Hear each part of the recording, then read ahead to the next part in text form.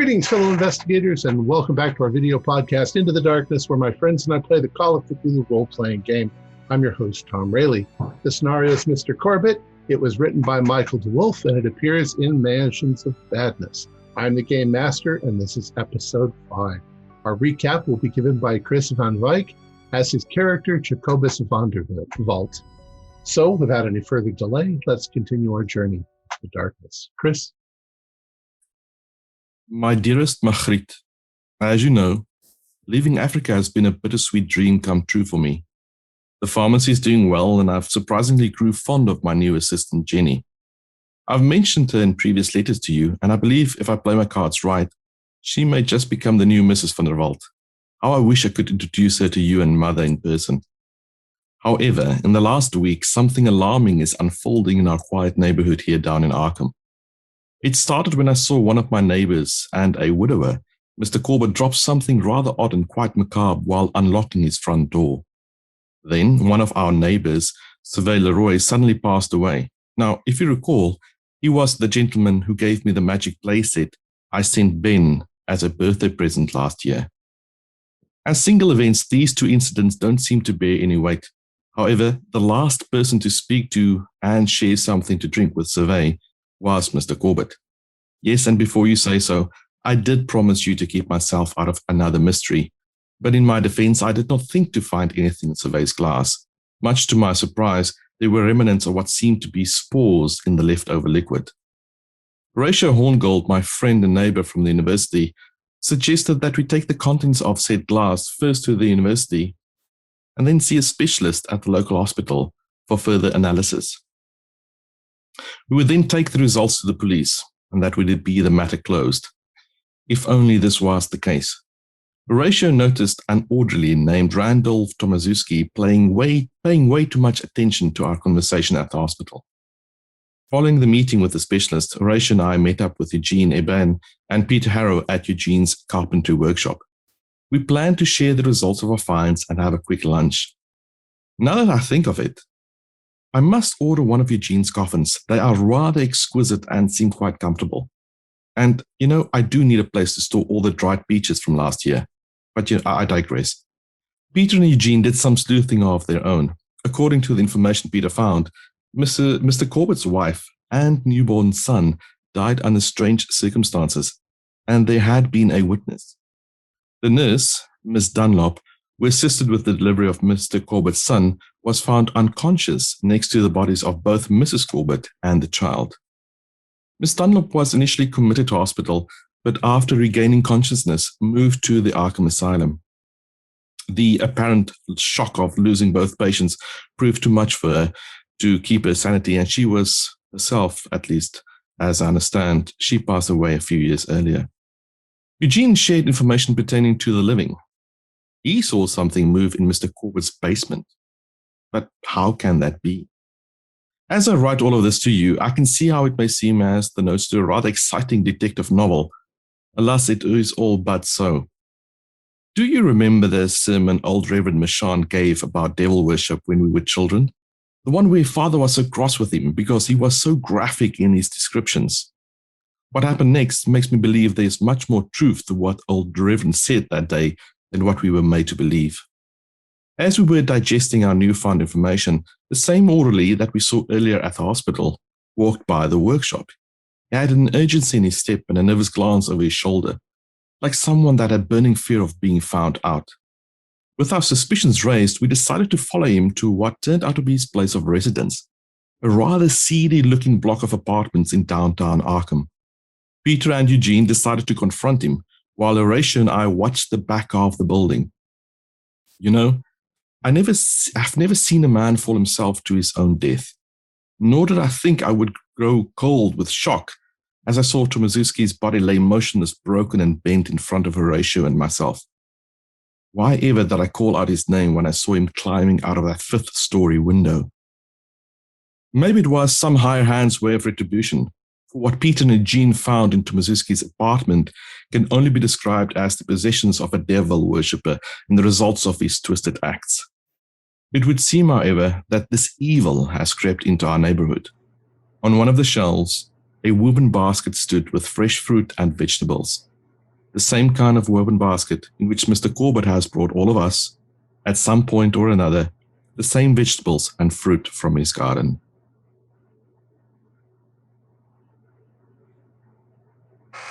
Excellent. All right. So you guys are still at the apartment. You know that you've asked that the police be called. So the police are on their way. Probably an ambulance is on its way. You've probably got about 5 or 6 minutes. I believe Simon and Peter are upstairs, and Jacobus and Horatio, you are downstairs. What do you want to do? Get out of here. Seeing what looks like the Corbitt garden basket on top of the icebox full of mutilated animals in this dead man's apartment. I think I'm going to grab it. The only way I'll know for sure whether it's a proper Corbitt basket is to inspect it and its contents. And then downstairs, before we have to answer endless questions about why we broke down a man's door before he fell to his death. Are you going to take the basket with you? Yes. Okay. So you grab the basket and you run down the stairs. A few moments later, Simon and Peter come out the front door, and you guys go over to where Horatio and Jacobus are standing over the body.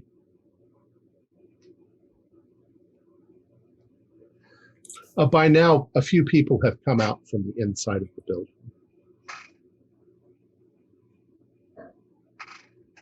Peter, we have a problem. We have a few. What do you have in mind, Jacobus? Well, what do we do? We go back to our respective workplaces, and then tonight we show Mr. Corbitt the basket that he gave to Ralph Tadashevsky, the animal mutilating jackal. That is the first time, Horatio and Jacobus, you've seen that he has the basket. And it's got, 2 yellow zucchini, 1 green, some handsome green peppers, and other things that look very much like what we all have in baskets at home. I have no words. This is just crazy. You can hear sirens in the distance. Yeah. Shall we walk, gentlemen? Yes, I think so. It's really easy to get lost in the crowd that is now forming. You think it's a good idea to just leave without speaking to the police? We did, I described what we heard through the door. Like, he was chanting, there was incense, he seemed to be panicking. When we heard the scream, I told Eugene to break down the door, but it was too late. He was gone. So I don't think we have anything. And they're going to find the icebox full of animals mutilated, and they're going to know that was the jackal, and they're going to find he had human skulls in his apartment, and he had a little satanic shrine with human skulls. Oh my! So nobody's going to mourn him, and if we stay out of the police's way, we don't have anything to tell them anyway. I'm sorry to, as a representative of the legal profession, I feel somewhat remiss, but hey, there's nothing we can tell them that they need to know. Hey, stuff happens. Errors can be done at every time. I mean, in everything. Don't feel bad for this kind of thing. So where is it your intention to go to from here? Back to your neighborhood? I think back to our workplaces. My office will be expecting me. to return, certainly. All right. If anyone is going back to the neighborhood, they can take the Corbitt basket with them. I could. Oh, right. You were 'Cause thinking about, you wanted to meet Corbitt before he got Yeah. home. Before he got home because of the thing Now, I saw in the. Why do you in think the the basement. animal in the basement can talk? It may be superstition. It wasn't a As- person that you saw, though, right? Yes, but I don't know. With all we've seen right now, I prefer not taking my chances. Well, maybe then we should approach Bernard as a group, but not you alone, if you don't want to take chances. That sounds like that's... And again, I know that this is... also something. Yeah, that's more reasonable. I might have overanalyzed it, or stuff happens. If you'll excuse me, gentlemen, I think I'm going to be sick again. Oh, so sorry. I didn't really look at him for that reason. I understand. Maybe I'll go to the offices. Maybe I'll go to the office and tell them that I have to take the rest of the afternoon and we should go to Corbitt's together. Are you all free to do that? Yes, I have no more lectures today. I suggest if we are going to go, we should go now. I mean, I'll just have to work much. I'll have to work more once this is finished. So I can free myself up as well. All right. So Ratio, take these tablets. They'll settle your stomach a little bit, or just calm your nerves. Thank you, Jacobus.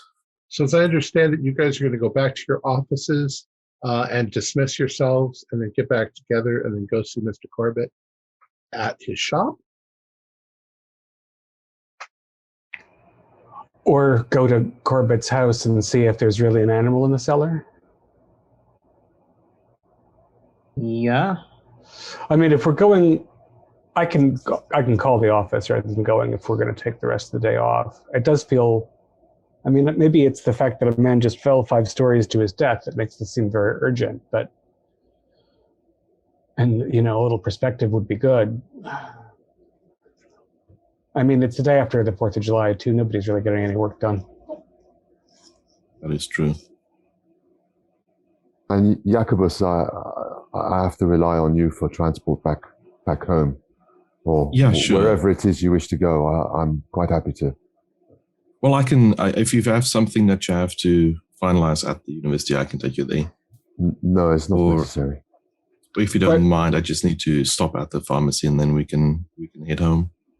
Yeah, and now that we're in town, it's a walk to the neighborhood, right, Tom? 20 minutes walk, right? Mm-hmm. 5 minutes drive. Was there anything else you wanted to do in town? Well, that's the question. Do we want to take the basket to Corbitt's shop and confront him? where his 2 assistants are. Well, maybe it would be good if there were other witnesses. I mean, is he going to be in his shop now? I see what you mean, but if the thing is, with what we have right now, if they are on his side, it may be better if he's just alone. Because, if they get aggressive, knowing how they are, I'm not a fighter, despite how I look. I think that what we're dealing with Bernard is that he has secrets. I don't think that his staff probably know anything more about his mysterious pet or his association with a Satan worshiper. I imagine that he keeps it very much to himself. Regardless, the question is, do we want to see if we can figure out what's in the cellar in secrecy, or do we want to go to Bernard and ask him to explain what in blazes is going on?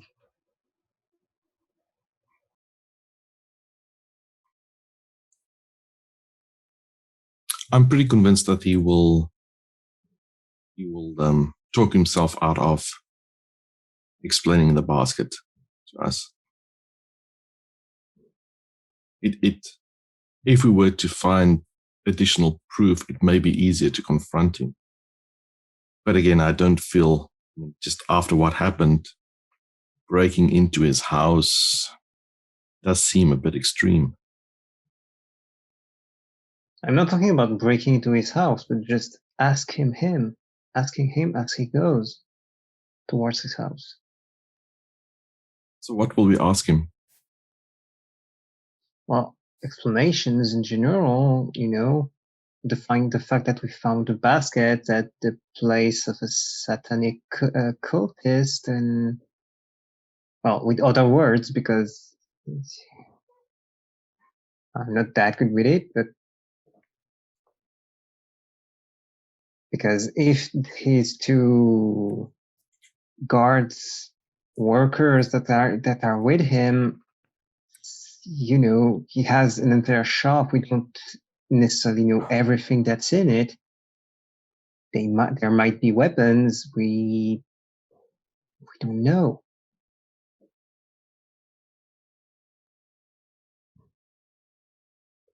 I mean, clearly our imagination has run away with us, and it's not as though we can drop by and say, "Hi, Bernard, we were peering through your cellar windows because we have no respect for your privacy. What kind of animal are you hiding in your basement medical facility, and why?" It's just so absurd. Since it's a furred animal, we can say that we found fur, and that it doesn't look like anything we could see in everything that is around here. I don't know. Well, I mean, if it's some sort of lab animal and it never leaves the basement, we couldn't very well have found fur. I think if we walk up to him with an obvious lie, given how strained relations are, that doesn't bode well. But the truth is ridiculous. Well, maybe we should let the death of Trumaszewski's death break, or mention that in front of him and see his reaction, if any.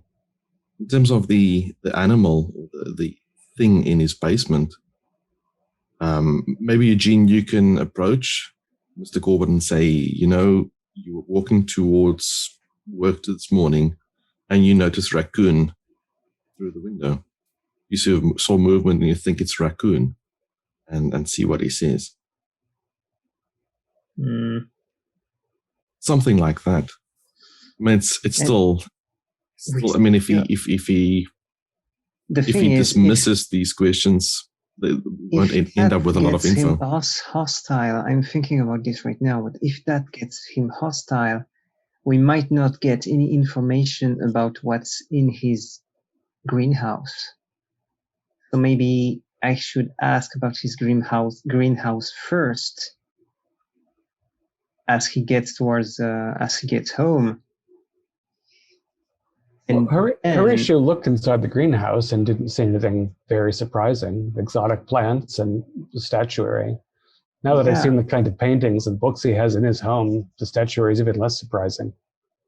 I mean, the thing is, he took a look at this by, a small hole, not by being inside it. So what would we expect? I had a limited view of the interior. Yeah. Do we want a tour of the greenhouse to find out if he grows mushrooms? We wouldn't do that in a greenhouse. Get us something. That could get us something. It might not be much, but... Gentlemen, what do we think it means that Bernard was friends with Ralph Tomaszewski? or had some kind of relationship with him. Does it mean that the limb you saw was some animal limb that the jackal had cut off of some creature? Do they have some kind of exchange of meat for vegetables? Ratio, I mean, what we saw wasn't animal. I think we're pretty convinced that it is human, or was human at least. What if dear old Randall's upped his game and started pinching limbs? Have there been any missing persons reported? I don't know. There's been no such news in the papers. Arkham, like any other semi-small town in Massachusetts where there's lots of woodlands, there's always missing people. It happens a few times a year. Mostly old people wander off and get hurt and get lost and then don't get found until they're dead. Children wander off. But you haven't seen anything lately in the newspaper, correct? If we're to approach Bernard and ask for a tour of his greenhouse, maybe we should do it before he finds out about Thomas Zeski's demise. Otherwise, he might. What we also can do is share our knowledge of the spores, at least the final analysis, with the police. Well, and casually inquire if there were any human mutilations recorded. About the thing I've seen in his basement, it was along with a lot of equipment, a bit too much equipment from what he is known to do. So talking about this rather than the living thing should be a better idea, potentially. Do you think they're both members of some satanic coven, or? Well, as I said, it appears that Bernard is certainly not, the Christian that I had assumed. But he didn't show me a shrine with human skulls, just an Indian religious text and painting. I think we should take a deep breath. We should be conscious of the fact that we inadvertently just drove a man to his accidental death. And we should reflect before we confront our neighbor with a bunch of wild ideas. I'm going to go back to the office. I'm going to see if I can reach the doctor that was attending to Mrs. Corbitt when she was pregnant. And he might know something about what happened to the nurse as well. And when we go home this evening, maybe have a simple, healthful meal and then reconvene and consider what we've learned and what actions might be appropriate. Does that make sense? I agree. I will contact the police, the detective, just give him what we found out. And I think our plan was that Eugene would speak to Mr. Corbitt about the greenhouse. So if he feels just to do that. I might just take a look at his greenhouse and that would be about it. And if we come home at 5 o'clock, respectively, we can keep an eye on Eugene and Mr. Corbitt and make sure that, Yeah. if he does respond badly, that we have we have numbers. I do have a vantage point from my upstairs room into Bernard's garden and greenhouse. We can definitely look out for Eugene from there. You're welcome. Eugene, just don't eat or drink anything. Yeah. That would make sense, since we all know what happened to our past friend. Now, Okay, so I'm sitting here listening to you. Are you guys taking off of work and going home early? Or are you me going to do home something early. in the town? Yeah. Me home early. You're going home early. I'm going wherever Jacobus is going. So Jacobus will stop at the pharmacy, make a phone call. And from there, we'll head back to our residence. Okay. And Peter, you were going to make a phone call as well? Yeah, and I'll just make some excuse at the office to leave afterwards. Okay. And to clarify the phone call you were going to make, you said you were going to talk to the doctor, Norton. Dr. Eric Norton. Right. But was he the doctor in charge of the nurse that had gone crazy? He was in charge of Dunlap's. Okay.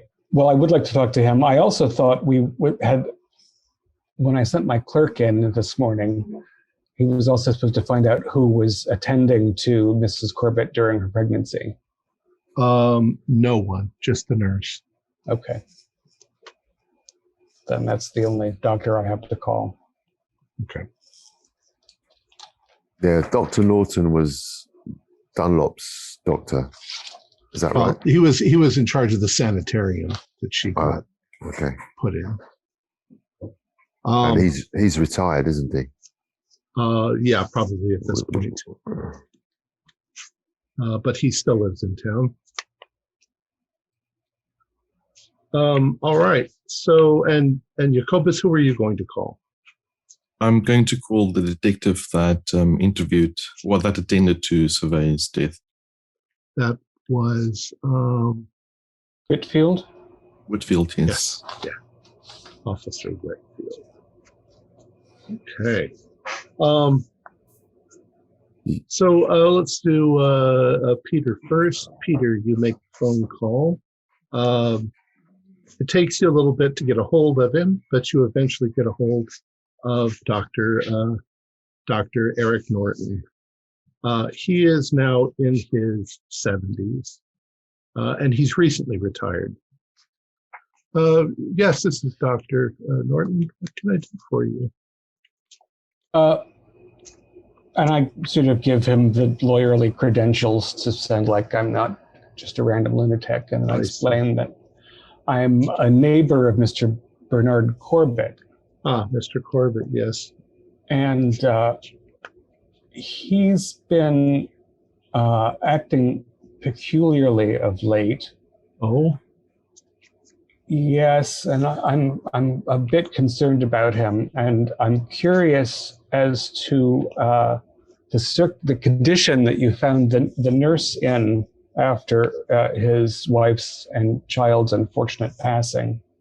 Oh, well, Miss Dunlap was what you might call a spinster. She was not the marrying kind, but she was a midwife, and she was placed in charge of taking care of Mrs. Corbitt during her pregnancy. She had a rather difficult pregnancy, you see.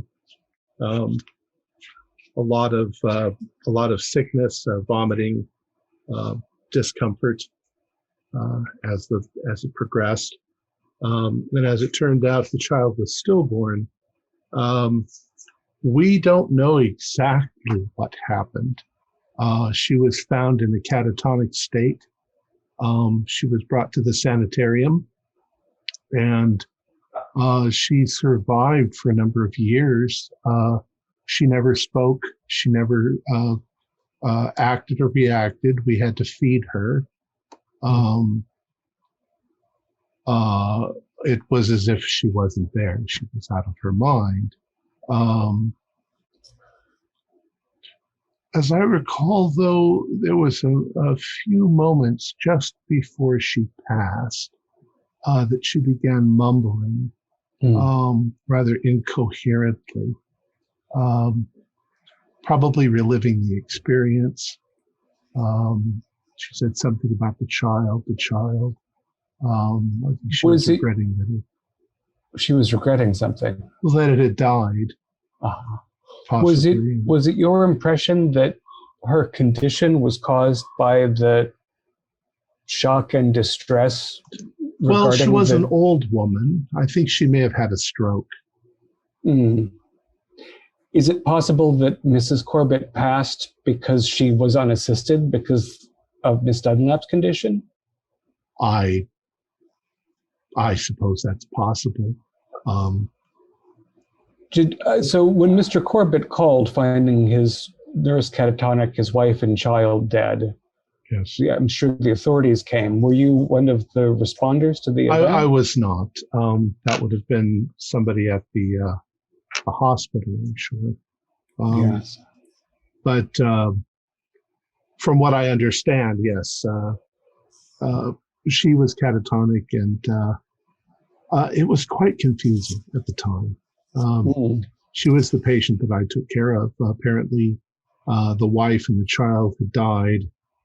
The child may have been dead already, and been stillborn, and the nurse was unable to staunch the bleeding, and Mrs. Corbitt passed.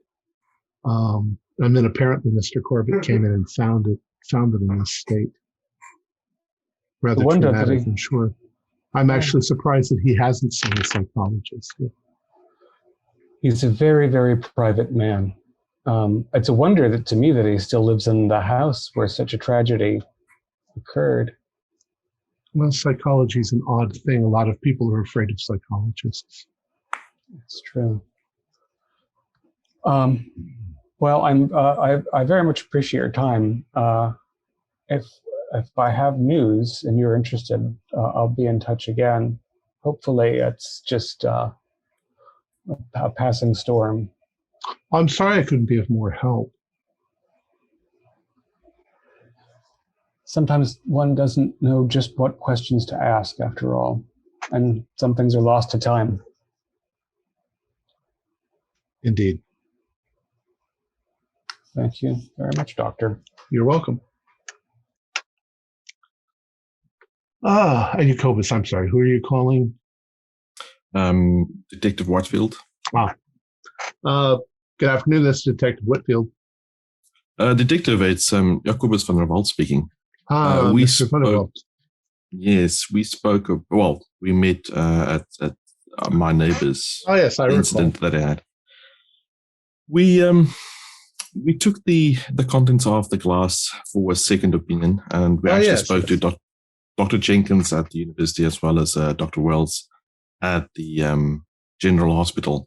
Both of them confirmed that it's a biological entity that was in the glass. So, and both of them actually concluded that it must be some kind of mushroom spore that was introduced into the alcohol. Unfortunately, neither of these two gentlemen were able to identify the actual species or the origin. Identify whether it was poisonous? No.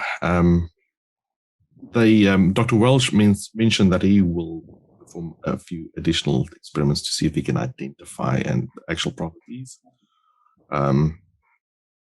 Our take on it, and this is now just me and the rest of the neighbors, is that there was definitely, or potentially, that this could have led to Survey's hallucinic experience and potentially his death.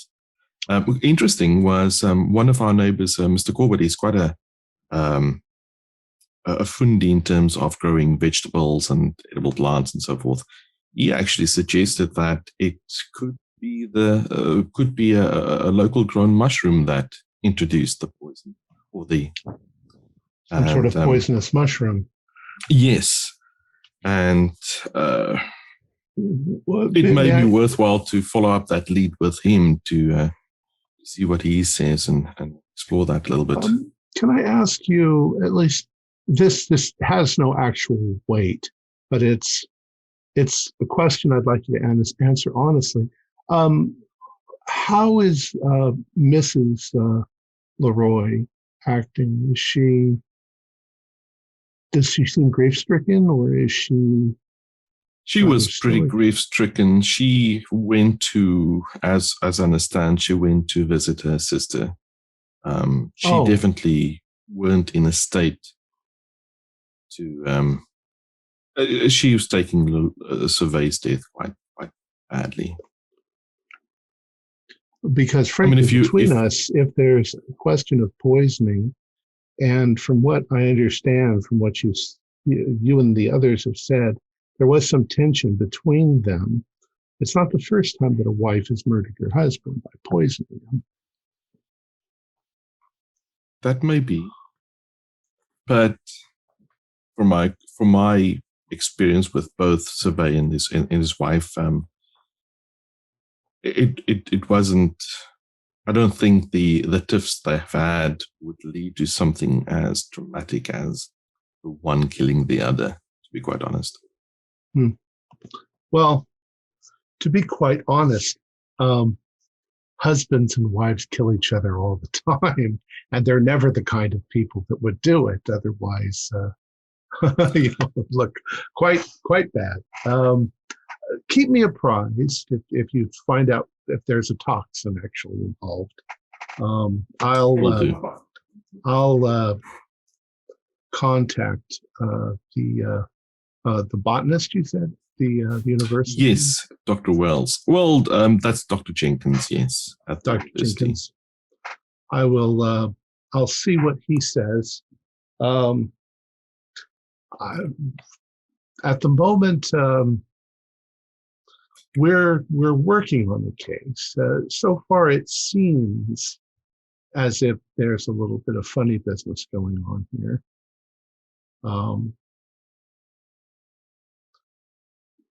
But we need more evidence before we can do anything. Certainly, we need more evidence before we can start questioning people. Understood. Well, if you need to need additional information for us to do you know where Mr. Leroy or Mrs. Leroy's sister lives? Her address? No, I don't have that information, but I'm pretty sure one of the other neighbors may have that info. All right. I'll get in contact with them. Thank you very much for calling, Mr. Van der Walt. You're welcome. All right. Tom, when was the last time Corbitt gave us baskets of vegetables? Pre-4th of July. Sometime. And the basket that we found at Tomazeski's, was that as fresh as the batch that we got, or is it more recent? You'd guess maybe, probably about the same. Sometime on the weekend, maybe. Of course, it's in Tomaszowski's department was a mess. It was kind of as if he just shoved it to the side. He hadn't touched anything in there. Probably it would have just rotted, since Tomaszowski seems to be eating something else. But from what Eugene and Peter described, was it was quite fresh? Well, let's see. Do a knowledge roll. It's probably good. Knowledge. Oh, that's good. That's a hard. Probably no older than a week, maybe 3 or 4 days. And do we know other people that he gives fruit, vegetables to? Just your neighborhood. I mean, I don't know. He might give them to his employees and people he knows at work. I have no idea. He doesn't have an endless supply of baskets, though. He knows that you guys will all give the baskets back.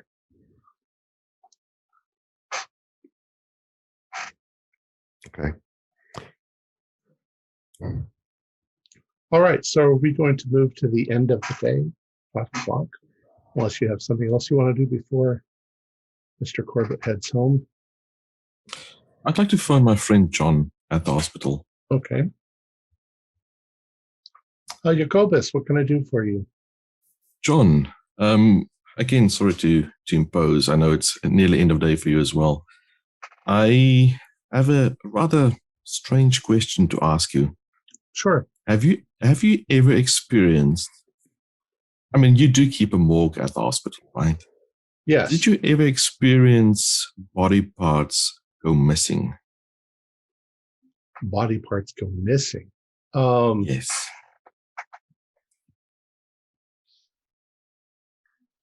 I mean, there are people who have amputations, but all of those are collected and incinerated.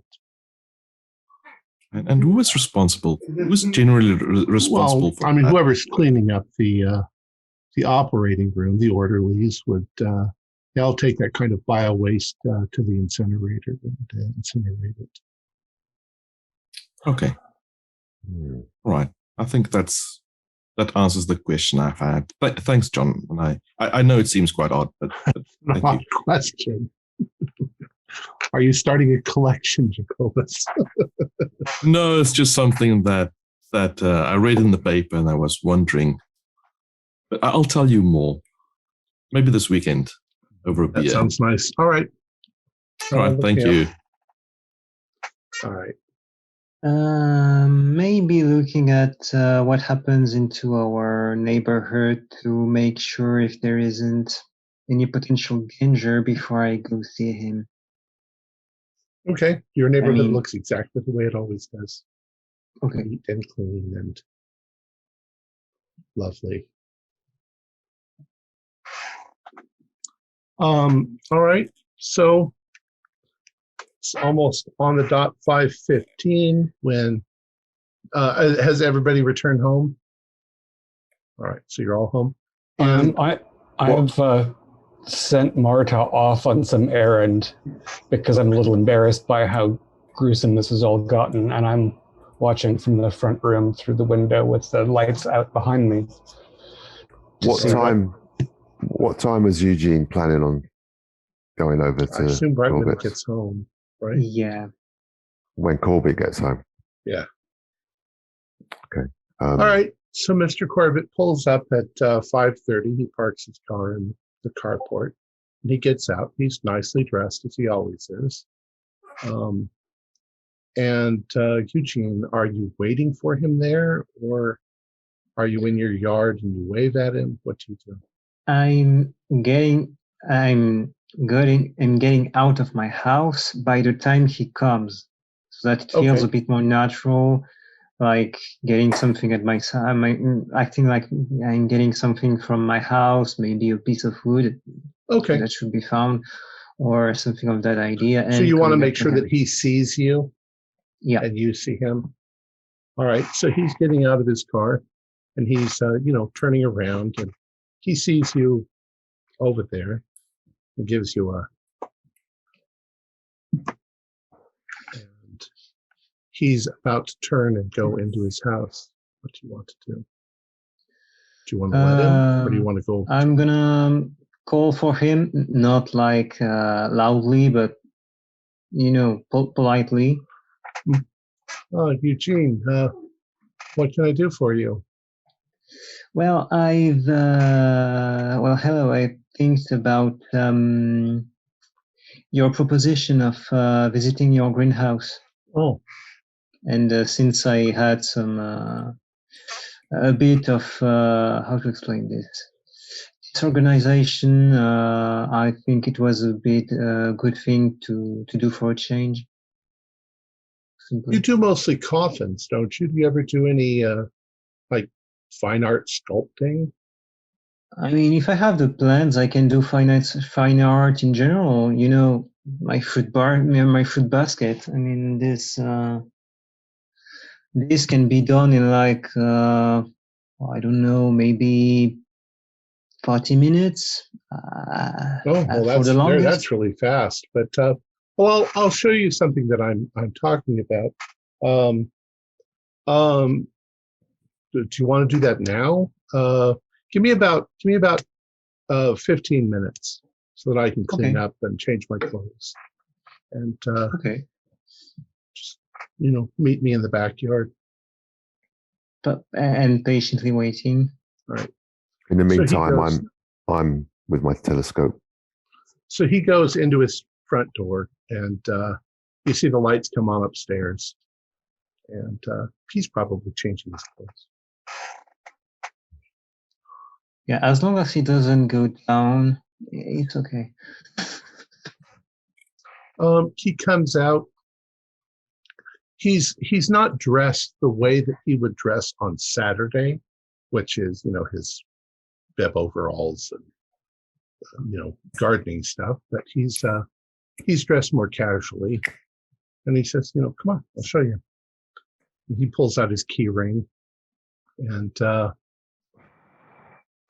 he undoes it's a padlock. He undoes the padlock, moves it over to the side, and he opens it up, and there's a light switch, so he flips on the light. It's not really dark yet. It's still summer, so it's bright outside, but it can be a little shady inside there. So it's not what I'm guessing. It's not that very bright light or anything like this. It's not. It's more of something to see, to see where you're going. It's just to add to the light that's in there, because the sun's at an angle in the sky, so that the greenhouse isn't brightly lit.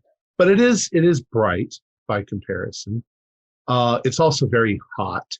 You step in there, and the temperature's probably in the high 80s, and the humidity is very high.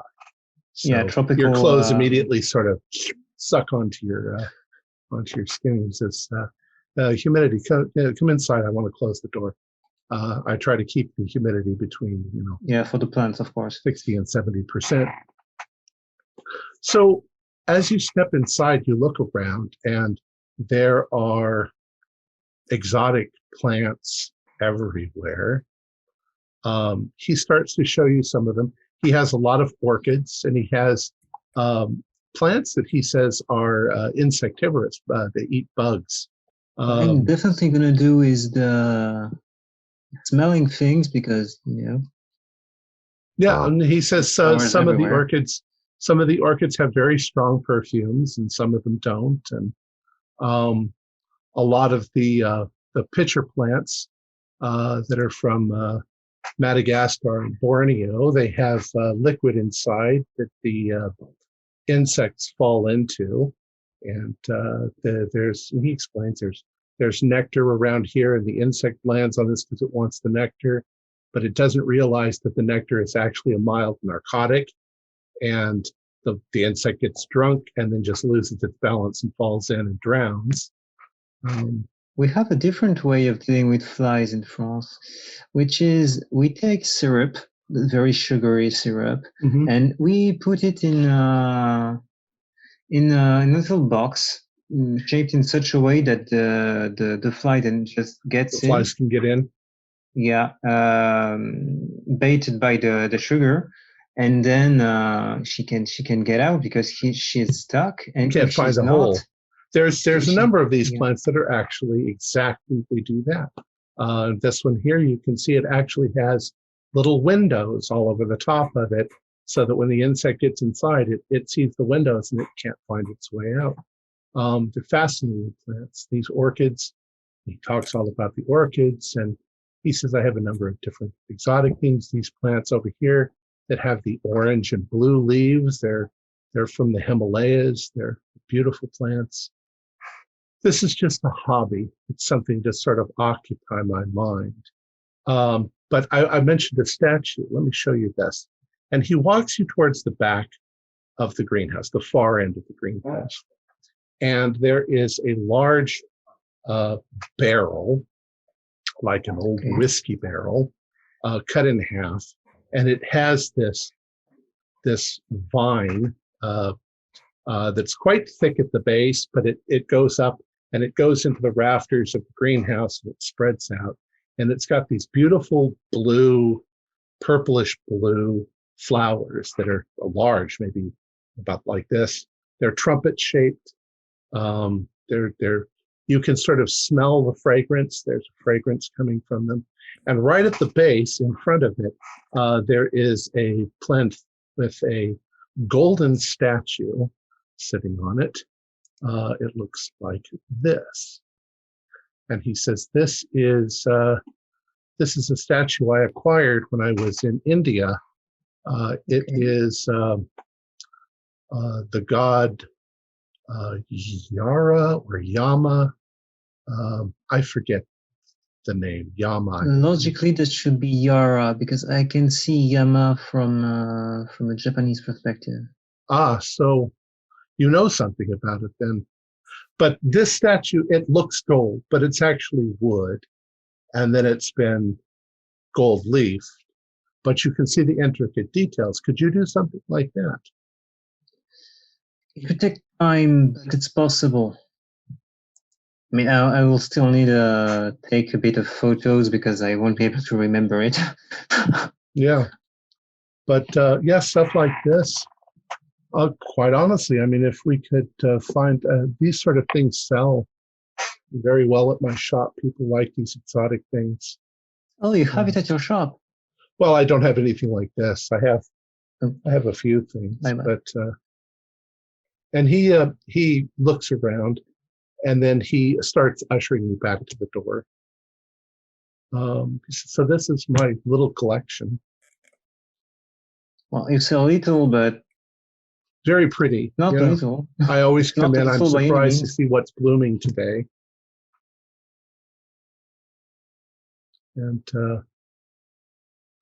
that's about it. Now, as he ushers you back towards the door, I'd like you to do a spot hidden.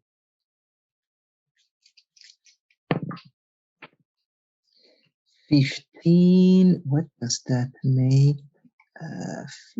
15. It's a hard. Okay.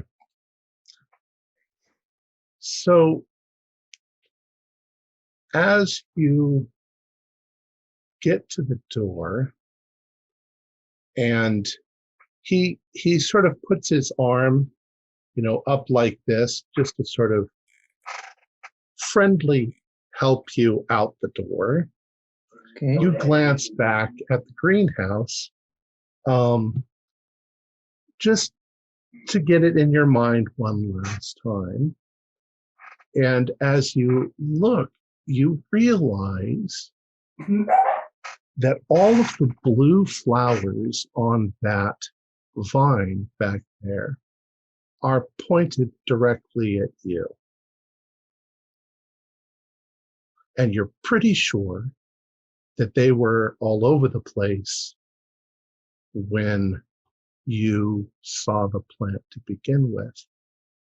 But all of those flowers are looking right in your direction as he ushers you out the door and then turns and closes the door and relocks the padlock. He says, "So curiosity satisfied? You should invite Horatio over." He scratched them, trying Curiosity to peek in. Satisfied.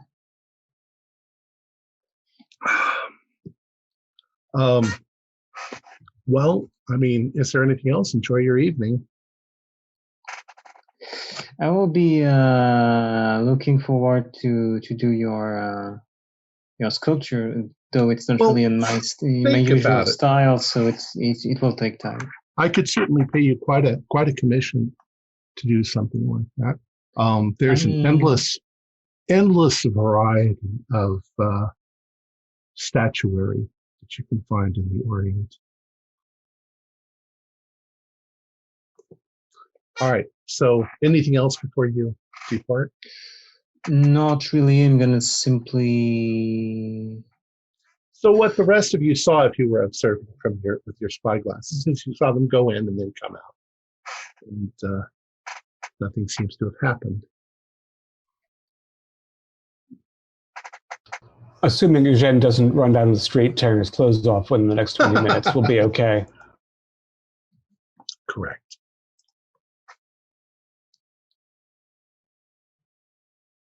Well, from my place, I couldn't see anything, so curiosity is killing me. Now, you guys do have telephones. Yeah. Oops, you're muted. Then within a few minutes of them emerging from the greenhouse, the phone call round will begin. Does Corbitt follow Eugene into the house, or did they go? Does Eugene leave Eugene from the side? Yeah, he just walks around the side. And what does Corbitt I do? get back to my home after this. No. Corbitt just sort of dusts himself off and goes back into the house. It's probably dinner time. I'll call Jacobus first. They went in, they came out, looks all right. Eugene didn't look particularly distressed. I guess good to hear. Are your invitations still open to come around for drinks, or? Yeah, I'll call the Generatio as well. Right. Let me put on my smoking jacket. I'll come around. Very good.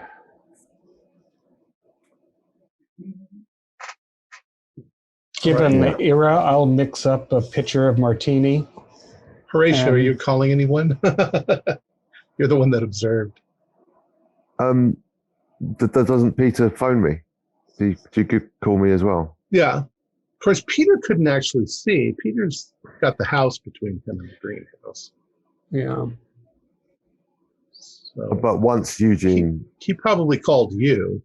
I could probably see Eugene go across you could into see his house. Yeah. All right. Yeah. So are you all getting together over back at Peter's then? For drinks? If they call for me, I'm going to go at their homes, of course. Okay. I'm actually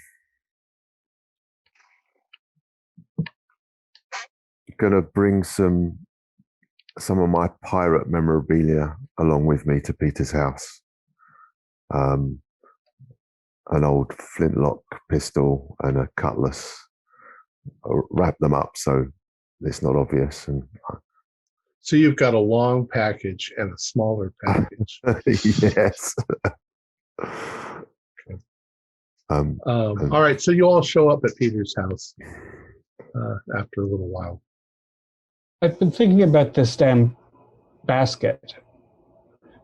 Part of me wants to just put a card in it that says, "Thanks, as always, the Jackal," and leave it on his front stoop.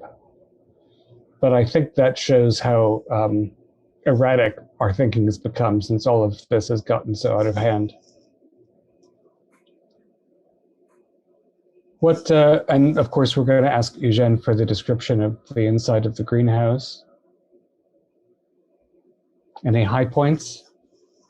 Well, at first, I was simply thinking that there was a lot of, the kind of exotic plants that feed on flies. I didn't really try to ask him why and how, especially, the flies could get inside of it, potentially the larvas, or because of the potential meat. I don't know. I don't know what he uses. Everything was good and all, and at the time I was getting out of it, there was a very big plant in the middle of his warehouse with big purple flowers. Well, something really, really exotic, but at first glance, nothing dangerous. But it was a normal plant, and when I got out of his greenhouse, I got the feeling and the impression that those flowers were all of a sudden looking at me. Gentlemen, we've started losing our minds.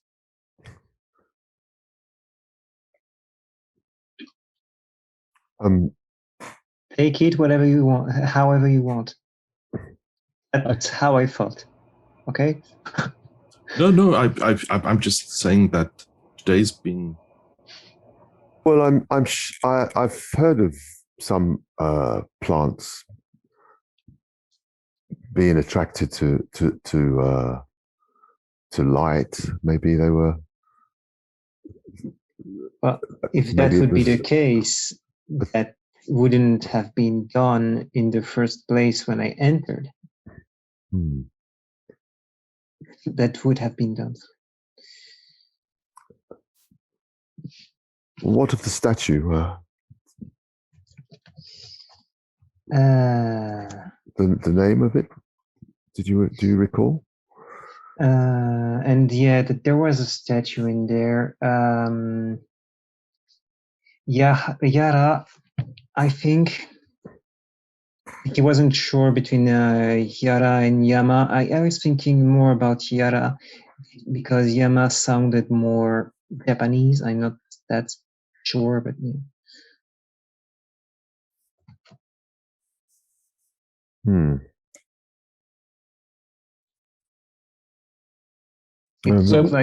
It looked like some sort of exotic demon or something.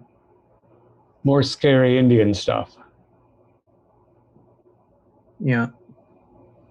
Incidentally, I brought these along just in case we decide to do something more drastic. Just protection, you know. I mean, at this point, if we have to fight against the plant, just might as well use matchsticks. Technically, it's going to be more effective. I've got a pickaxe in the shed. I'm not a pickaxe, a hatchet. I suppose if a plant attacked me, I could use a hatchet. But the plants haven't attacked anybody so far. Do you think he keeps why does he have a padlock on a greenhouse? Who has a padlock on a greenhouse? Well, that's what struck me as curious when I first noticed that. I think there are several reasons for this, because the temperature and the humidity inside of the warehouse are very different than outside. The padlock doesn't make the door more effective. The padlock just keeps people out. You didn't ask about the pet in the basement, I guess. No, not now. The question. He has fly. Well, there were no flies in his garden because he's got toads or frogs. Plus, he has these additional meat-eating or insect-eating plants. We've not seen any place where he, what's the word I'm looking for? Stores meat or anything like this? No, haven't. No, where the insects breed. I mean, would they be able to get in via some ventilation holes? Probably. Have I seen anything like this in his warehouse? Ventilation or things like this? Because I don't remember. There are vents at the top. There are vents. Yeah. So the flies would be attracted.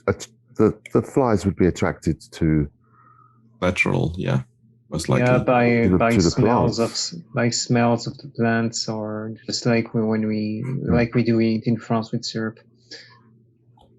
I'm more curious about this statue.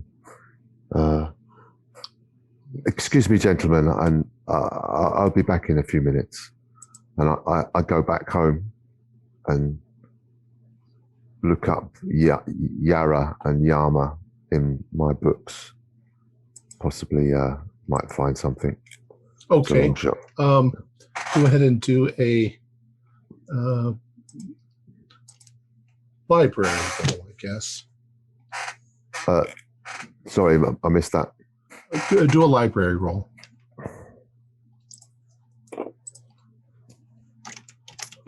I'm going to spend some luck to make that a regular. Okay. 30.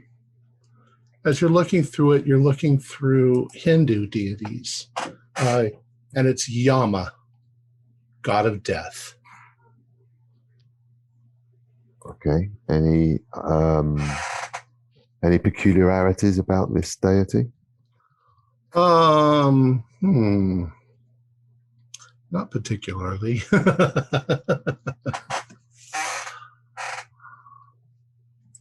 If you had the internet back then, you could look it up on the internet. Yeah. There's always positive and negative things about death. Death is just the doorway to rebirth. Any connection to plants? Not at all that you can find. Okay, I'll bring the book with me and back to Peter's. All right. Pressure, does this thing still work? And I'll lift up the pistol and just point it indiscriminately. Please be careful. It's quite old. I've kept it clean, and I see no reason why it shouldn't work. You need gunpowder and a musket ball, but and a wad of cotton or something. Yes, it's all there in the Don't pouch. those things blow up half the time that someone tries to fire them? That's an alarming thing. Well, it's the only weapon I have apart from the cutlass. But look, You mean the flintlocks? It depends on how they are. I'm not gonna say preserved, but it's a pirate flintlock. It's probably 100 years old, so yeah, it probably will explode. There'd be a good chance. Yeah. My bad. But look, I'll show you the book. Is there a picture? I can show you the same picture again. So it matches. Is this the statue that you saw in the greenhouse? It's a variation of it, yes. Very unfriendly looking god of death, kind of gleeful and fanged. Now, the other thing that I'm concerned about is that if we were to say anything to Corbitt about the vegetable basket, I mean, that means that we were in the apartment, which is... Yeah, giving him the fact that we know about the jackal. Yeah, well, and also the fact that we fled the scene of an accidental death. Oh, that reminds me, Fledding. I spoke to my friend John at the hospital. He said that they don't have specific body parts going missing, but that the amputations do happen, as we know, at the hospital, and the waste from these procedures are then incinerated. And it's normally one of the orderlies that are responsible for disposing of the excess body parts. So you suspect that Tomaszewski was providing limbs? I think if you asked earlier about a connection, that could be our connection. Oh, now, well, what if? No, so you carry on, Risha. Well, that could explain it all. Perhaps Corbitt just exchanged some of his vegetables for some stolen body parts to feed his plants. Yes. And we're just worrying about nothing. Yeah, human fertilizer, I'm not sure it's a good idea to... it's not like he could deliver him anything right now. Well, if you wanted to feed his plants meat, it wouldn't need to be humans. Yeah. I mean, but probably insects and humans probably don't even have very similar nutritional profiles. I mean, there's also pigeons. Those things are everywhere and can attract flies very easily. I suppose so. I just hopeful thinking. I'm afraid. I'm sorry. I'm at a loss. Hey, stuff happens. It's okay. What if we take your sort of take the route of your suggestion, Peter, and leave the basket on his porch, but with just a letter of thanks that we sign RZ or RT. Not signed, simply. No, it should be. It should be. I don't think we should say the jackal per se, but maybe just Dromazinski's initials. Are we And then we watch his reaction. And I mean, if this was his main supply of, oh goodness, foodstuffs, he would have to make another plan, wouldn't he? And we can observe what happens. We could leave the basket and a note that says, meet me at the statue in the park at 8:00. It's urgent, signed RT. We could do that. If he just takes the basket and we ask him about who's RT, I just can't formulate something useful that isn't. Well, I presume we're trying to provoke a reaction. A reaction from Bernard. Yes. Yes. Something that shows that he knows the jackal and perhaps even what the jackal is up to. Mm. The thing is, we don't know how he signs. He might just sign as a V or something like this. So a lot of things can go wrong, even by something that's well faked.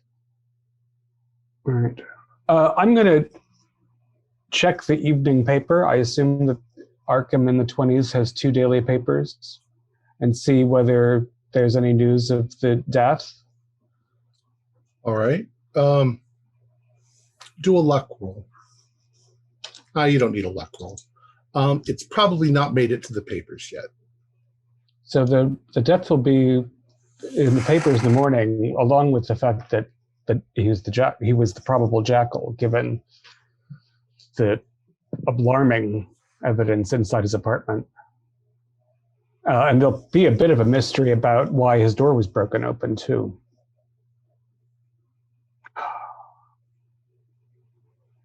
Which means if we want to... Go ahead. Leaving the basket then would not make a lot of sense, especially if the news breaks that... Well, we'd have to do it tonight if we wanted it to be a surprise, because in the morning he will probably see that the jackal has been found dead. Perhaps we should just follow him the next time he goes on his drive. Wait until Sunday. Good heavens.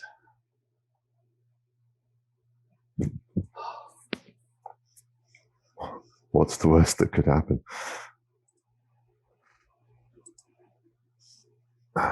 What day is it today? Thursday. Thursday.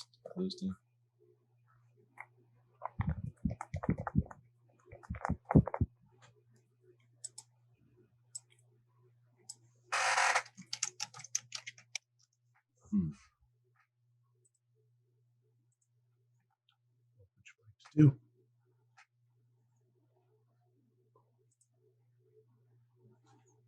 Well, apart from just I mean, do you want to wait going till to morning? him and Is there any other investigation you want to do? So we're pretty familiar with Corbitt's daily habits. He's very punctual and very consistent. That is correct.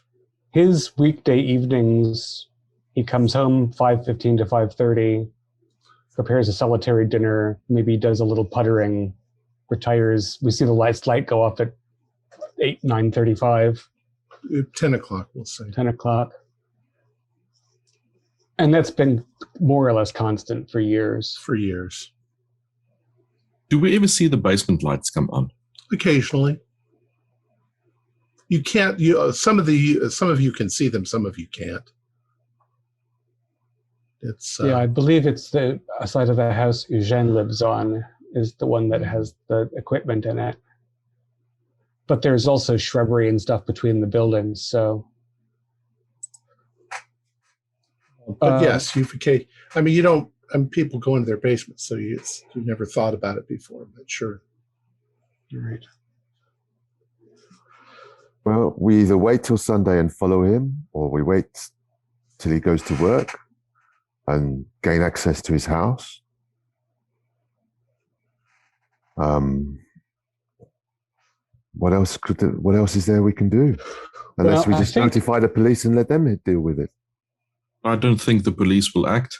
I mean, according to the detective, main suspect in Survey's death, at least for now, is his wife. They won't look into Corbitt. I mean, if we are finding it hard to build a case, then it would be much more far-fetched to get the police involved. Well, we shouldn't rule out Survey's wife, should we? No, that's true. But I mean, all the other things are just, I mean, in my mind, I'm just adding up against Mr. Corbitt. Yes, I don't think the fact that if Talma was going to poison Survey, she probably wouldn't have done it while Mr. Corbitt was over for a drink. Perhaps. And there is no healthy reason for Bernard to be friends with the Jackal. So the only reason that any of this makes any sense is because several things are connected. I think we should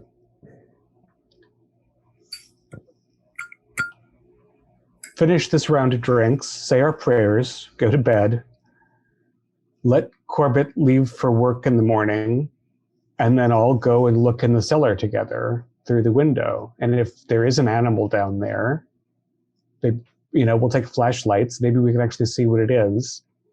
If it turns out he's breeding puppies, we can... And that's that. Remind ourselves to mind our own business. Yes. How does that sound? I think that's so far the most sensible plan. I'm going to try something. I'm going to go to sleep later today because I'm going to modify the raccoon trap to hide a fly trap in it with highly concentrated syrup. I'm trying stuff. I don't know if it's going to work, but that's what I have.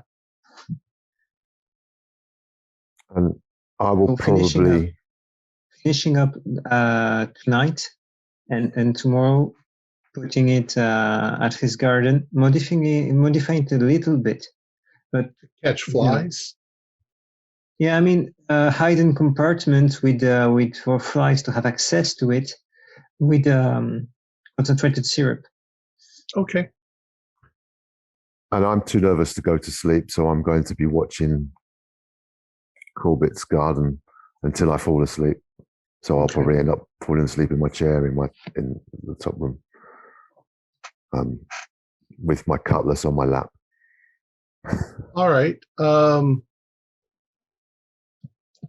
Do Horatio roll a four-sided dice. Four-sided? Yeah.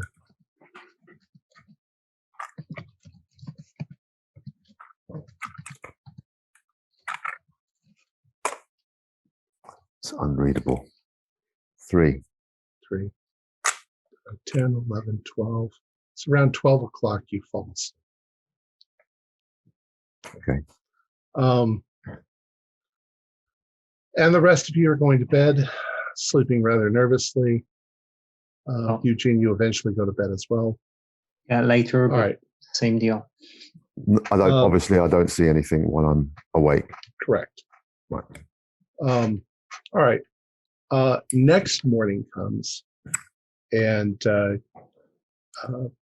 as usual in this kind of neighborhood, a boy comes around on his bicycle throwing newspapers, and you all get your morning newspaper, and it's on the front page of the newspaper.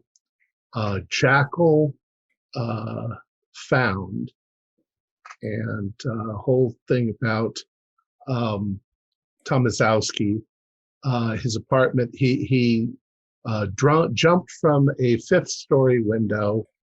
He was completely high on drugs.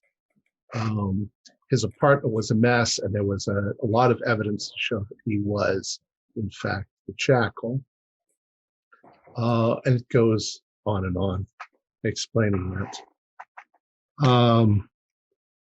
Are any of you going to get ready for work, or have you all called in sick? I called in sick.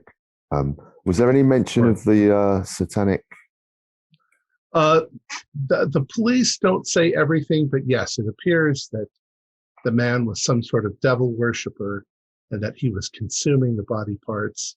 It's quite sensational, quite horrific, although it's toned down a bit for the ladies who read the newspaper. So, but all the details are there. Is there a mention of the fact that his door was broken? It doesn't say. It just says there was a disturbance and he jumped from the window, and they just think that he did it. There's no descriptions of any witnesses nearby. There's a woman who called, the name of the woman who called the newspaper, the ambulance is mentioned, but and there's probably a few other things about people that lived in the building. Said that the boy was unusual and that he made noise, and they could hear him occasionally chanting at night and doing strange things, that he was antisocial and anti-religious and a devil worshiper. I knew it, they would all say. No.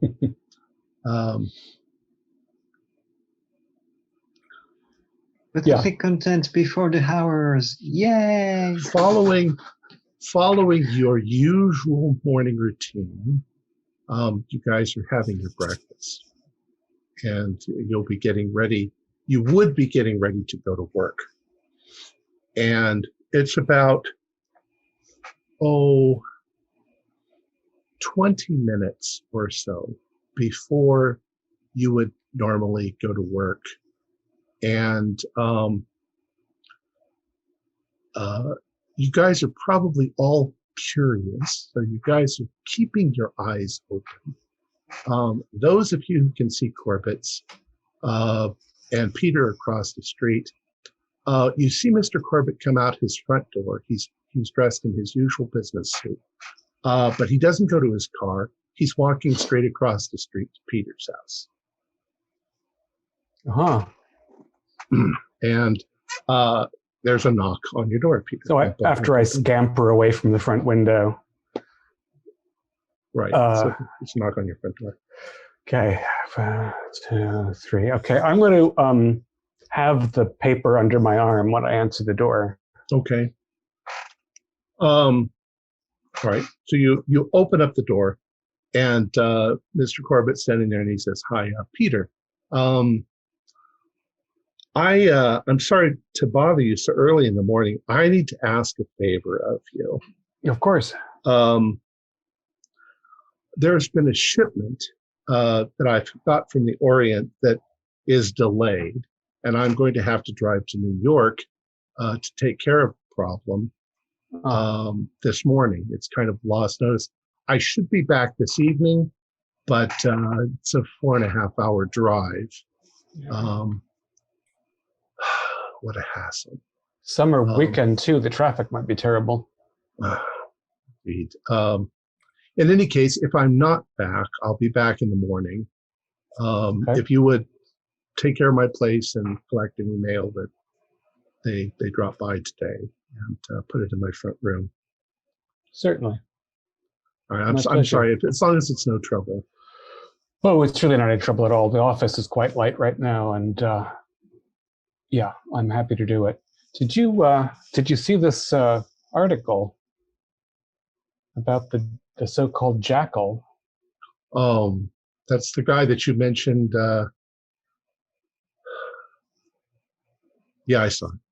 Yeah, I guess that the residents in that area can feel safer about their pets, but what do you suppose goes on in the mind of somebody like that who mutilates and eats strange animal parts and so on? No, it's very strange. If you don't mind, I'm going to have to go.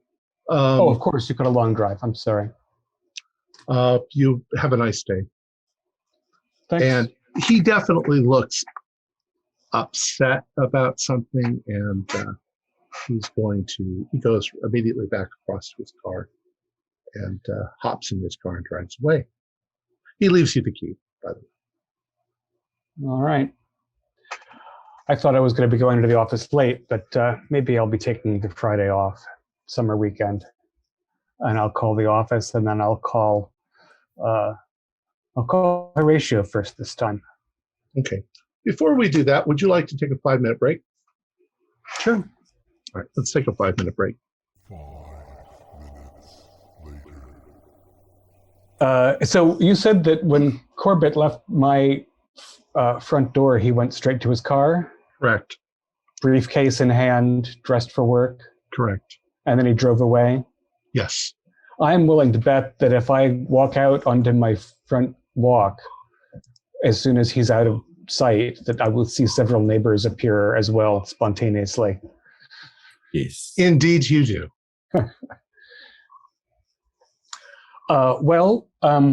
Friends, we should give him 20 minutes to make sure he didn't forget something and come back right away. But Bernard gave me the key. He's going to be gone until late this evening or tomorrow. And we can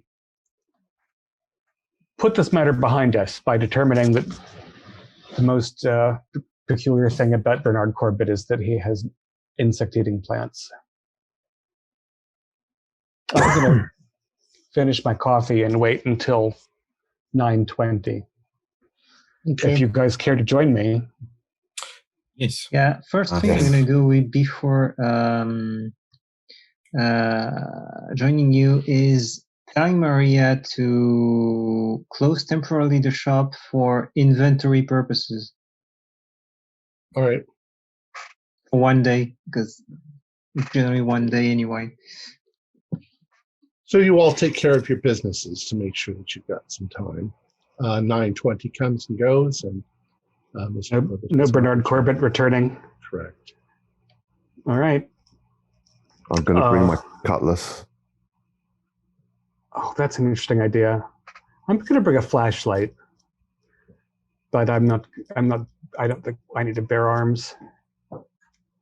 Flashlight sounds Eugene's like a bringing good his idea. chef knife. His carving instruments. Now, It's- this is, again, assuming that we find out that the most peculiar thing about Bernard Corbitt is that he has insectivorous plants. Let's try not to knock anything over or rub our hands on all of his objects. All right. I'm the one he gave the key to. And it's embarrassing enough that we're snooping around his house. And then unlock and enter. All right. Unlock the door. You enter. The house always has kind of a pleasant smell. There is a vase of flowers on his kitchen table. He enjoys the flowers as much as anybody else does. You look around his very neat, very clean house. You see the painting that you saw on the wall. You see the book on the book stand. You see the Curio Cabinet, which you never really got a good look inside. You see the door to the kitchen. You see the stairs going up, and the basement door is attached. It's under the stairs sort of thing. All right, probably by the kitchen door. I'm going to have a look at the curios first. Okay. You go over to the Curio Cabinet, and there are a number of odd little objects. They all seem to be symbolic. Some of them are weird-looking objects of look like some sort of ceremonial Hindu meaning. They're all on display. The one thing, though, that stands out is a knife. It looks like this. That's a ghastly looking implement right there. Ganesh. I think that's Ganesh. Vajra. Ganesh. Yeah, Ganesh. that's a Vajra. Does the elephant god usually have an axe? Mm, It's That is- more of a point than an axe. More of a concentrated point than an axe. That I know about the Vajra. Well, and is this sort of Specific thing used one. for sacrifice? I mean, it doesn't look like much use as a weapon or a It doesn't tool. look particularly sharp. No. Maybe it's a letter opener. yes, he does. The Ganesh I have has got an axe. Looks like an axe. Everybody do a listen. Yeah. Listen. Don't like that. Nope. 100. 26. 26. What do I have in my character sheet? Listen. What did you get, Peter? 92. Pass. I pass. Not hard though. What'd you get, Eugene? I pass, not a hard. Okay, just a regular normal. pass. Regular pass. All right, you guys are looking at the curio stuff. You're probably looking at the painting and the text again. Eugene, you suddenly hear a thump. But the thump comes from upstairs. And then I'm gonna make a sign. Yeah, go on. When Eugene suddenly stops and looks up, the rest of you also hear something. It sounds like a thump, thump, thump, thump. And you can tell that it's moving across the ceiling or upstairs. There's somebody upstairs. And you saying thumping and it's moving. It doesn't sound like a soccer ball fell off the bed and went thump, thump, thump, thump, thump, thump, thump. It sounds like steps. Well, I don't know. It sounds odd. It doesn't sound like creak, creak, like somebody's walking. And it doesn't sound like a soccer ball, bounce, bounce, bounce, bounce, bounce, bounce. It sounds more like bounce, bounce, bounce, bounce, bounce. It doesn't seem to be lessening. I mean, it was 4 distinct thump, thump, thump, thump at regular intervals. And then it goes silent.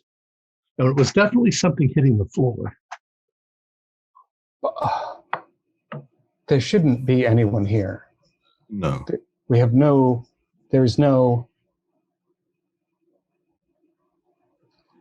sane reason for anyone to be upstairs. And yet that didn't sound inanimate. That sounded alive. The back door, was it open or closed? Closed. We didn't have a look in there. So no one broke in. Could it be someone that broke in?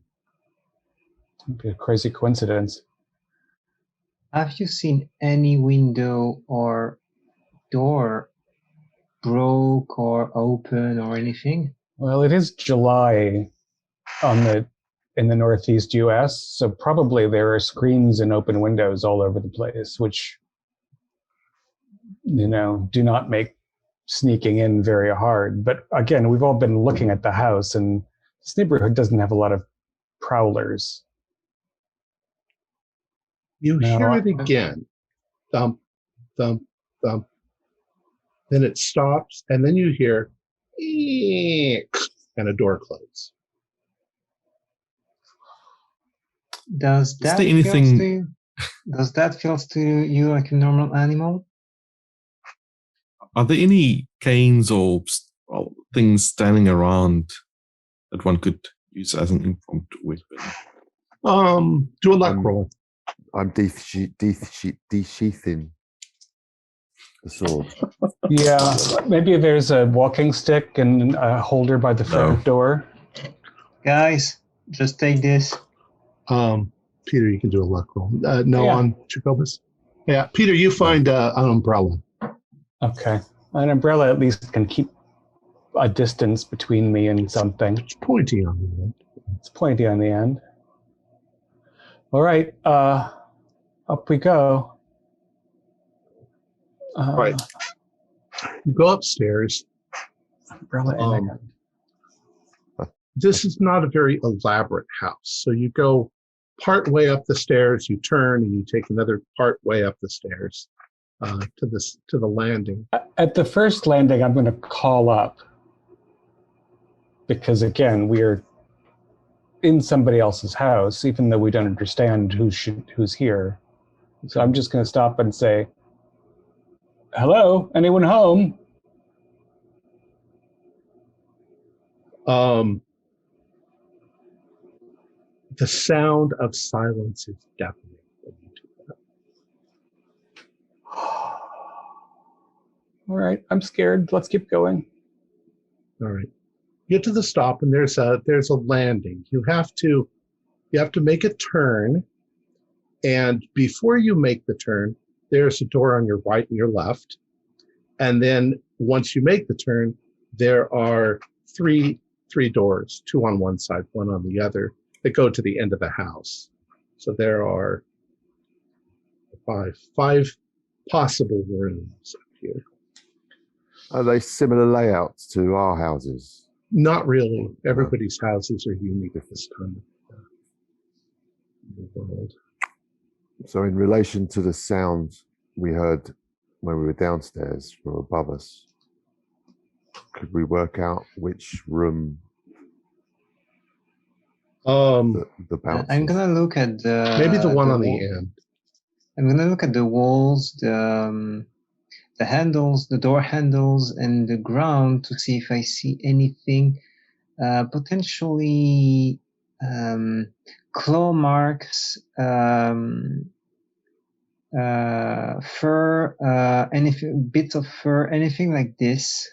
I'm trying to see anything along these lines to deduce something instead of just guessing, because if wood cracks, it can deliver sound a lot more faster than we think. So, yeah. All right, do a spot hidden for me, Eugene. 17, so that makes for a hard. Okay, we'll get back to that in a second. You can guess, just because of normal house layouts, that some of these must be bedrooms or studies or whatever. One of them at least is going to be a bathroom. Because of the placement of the doors, you're guessing that the one directly to the left of the top of the stairs is the bathroom, because there's not enough room for there to be a full room where that door is. And there's, by the way, there's windows on either end. Trying to guess where that sound would have come from, you're kind of guessing it would be the far room. Which would also likely be the master bedroom. Possibly. Often those are at the end and smaller rooms precede them, but not always. It's at the front of the house? The stairwell is toward the front of the house. Kind of the side. One of the sides of the house. What's the decor like on this floor? It's very neat, very clean. Wooden banister on the stairs. It's got the whole house has got wooden floors, but there's carpets. So there's a long runner that's probably like a Persian carpet style runner that goes along the whole hallway. Any pictures? Yeah, here and there, there's pictures.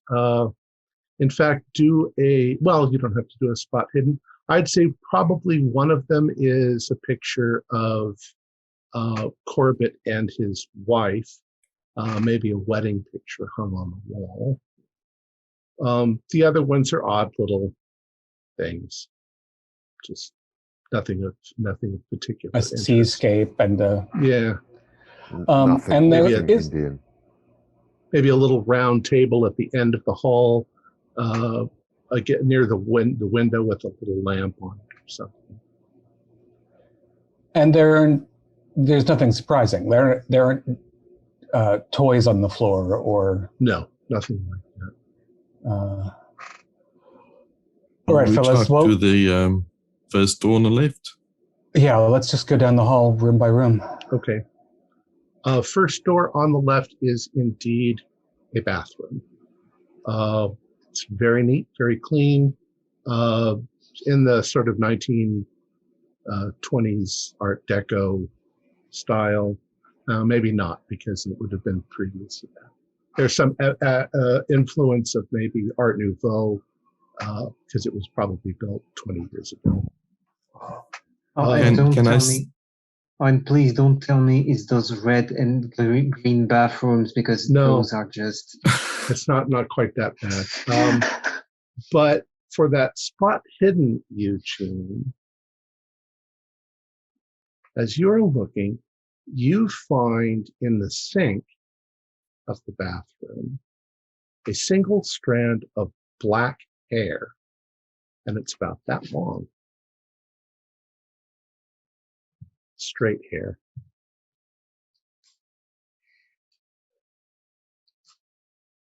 I'm gonna show it to the others and just not say a thing. Well, he must have a Chinese concubine. That's the only. Mr. Corbitt's hair is obviously not that long, and Right. it's Brown. and it's brown. Yeah. This seems human. Probably won't know. All right, Are next door. Are there Yeah.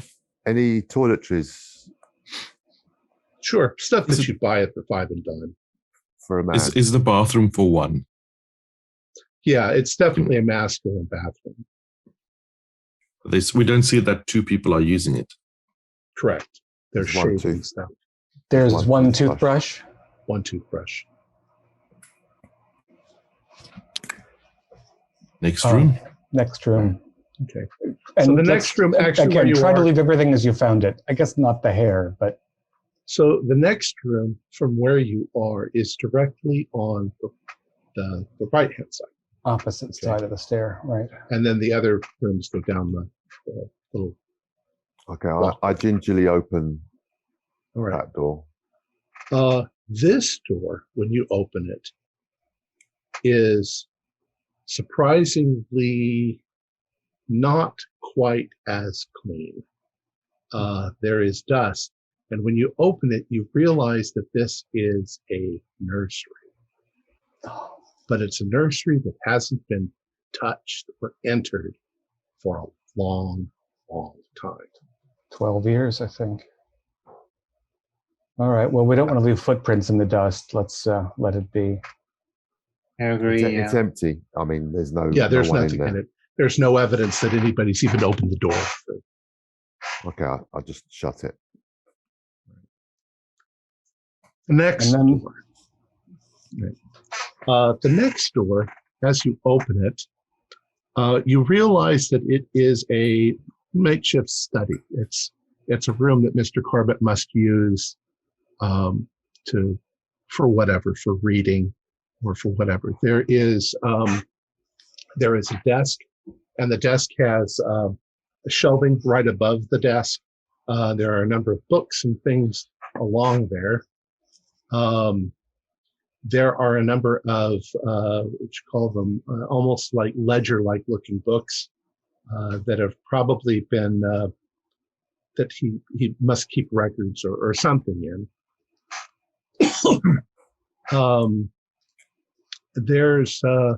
There's some evidence, obviously, that he spends some time in here. There's a comfortable looking chair. What would you guys like to do? Well, I'm sure he keeps most of his books for his business at the business. So I'm curious about what these ledgers are on the desk. So All right. Mm. You open up one of the ledgers, and there is a great deal of scientific notation, formulas, mathematical looking sort of things, chemical looking things. Jacobus, you can do do you have chemistry? You can do pharmacy if you don't have chemistry. Yeah, I've got chemistry. Are there any familiar notes there? Oh, The that ones that is I know. a 10. That That's is Is it an extreme? let's see. Yes, it's an extreme by one. All right. Well, these look like organic chemistry. When you're looking at it, there's a lot of very interesting stuff here. about chemical cycles that you find in animals and you find in humans, and a lot of handwritten notation, a lot of stuff. Some of this could be about fertilizer, but a lot of it doesn't look like it has anything to do with fertilizer. It looks like the kind of stuff that a medical practitioner or a surgeon would be writing out. There's odd liquid chemicals. It's a bit baffling, but it's definitely not the kind of thing that you would expect to see in a importer's office. You also notice that there are quite a few medical books. Human anatomy, it's probably got Gray's Anatomy, probably a lot of scholarly journals. He's got a stack of magazines on modern medical procedures. And Gentlemen, there's definitely something more going on here than just Mr. Corbitt creating variants of fertilizer. You also notice... I'm scared to think what we'll find in the basement. You also notice, Peter, that there are a series of identical looking texts. At first glance, you thought they were encyclopedia. They're not quite that thick. They're thinner than encyclopedias, but they are dated 1919, 1920, 1921, 1922, etc. They go all the way back. Let's see. They go back to 1909. 1 year for each of them. Which is the year his father died. You realize that they are, in fact, journals.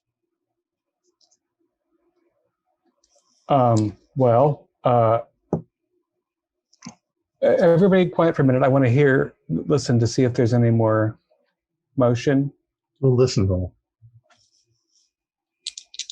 Can we try to? Sure, you can all do it. I really think that you should call this Mr. Corbitt version failed roll. I just 000'd that listen roll. I pass. 000. And he just hit a 000 too, so. It's not a pass. So in this case, Jacobus, did anybody else pass the listen roll? Did no one pass? Because I can. No, Jacobus did. I passed. Barely. You guys suddenly notice Jacobus start, and he turns towards the wall, which would be the next room. You guys are inside this room, but it would be in the next room.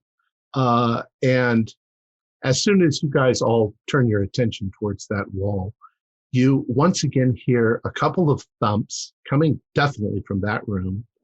And then another odd sort of squeak. It's the squeak. It's the weird metallic, almost musical sound of a spring going meow, like that. As if a kind of like the sound of a screen door sometimes makes when you open it and it slams itself shut. You don't hear a slam. But you hear that noise. You hear a squeak. You hear a thump, thump, thump, thump, which gets quieter. And then you hear a slam, bang. And you now think you can hear something in the attic. Oh, it was that pull down ladder thing. That's definitely the sound that it makes. Gentlemen, I'm going to go fetch my gun. Why does it always has to be in the attic? Where's your gun, Jacobus? In his home, I assume.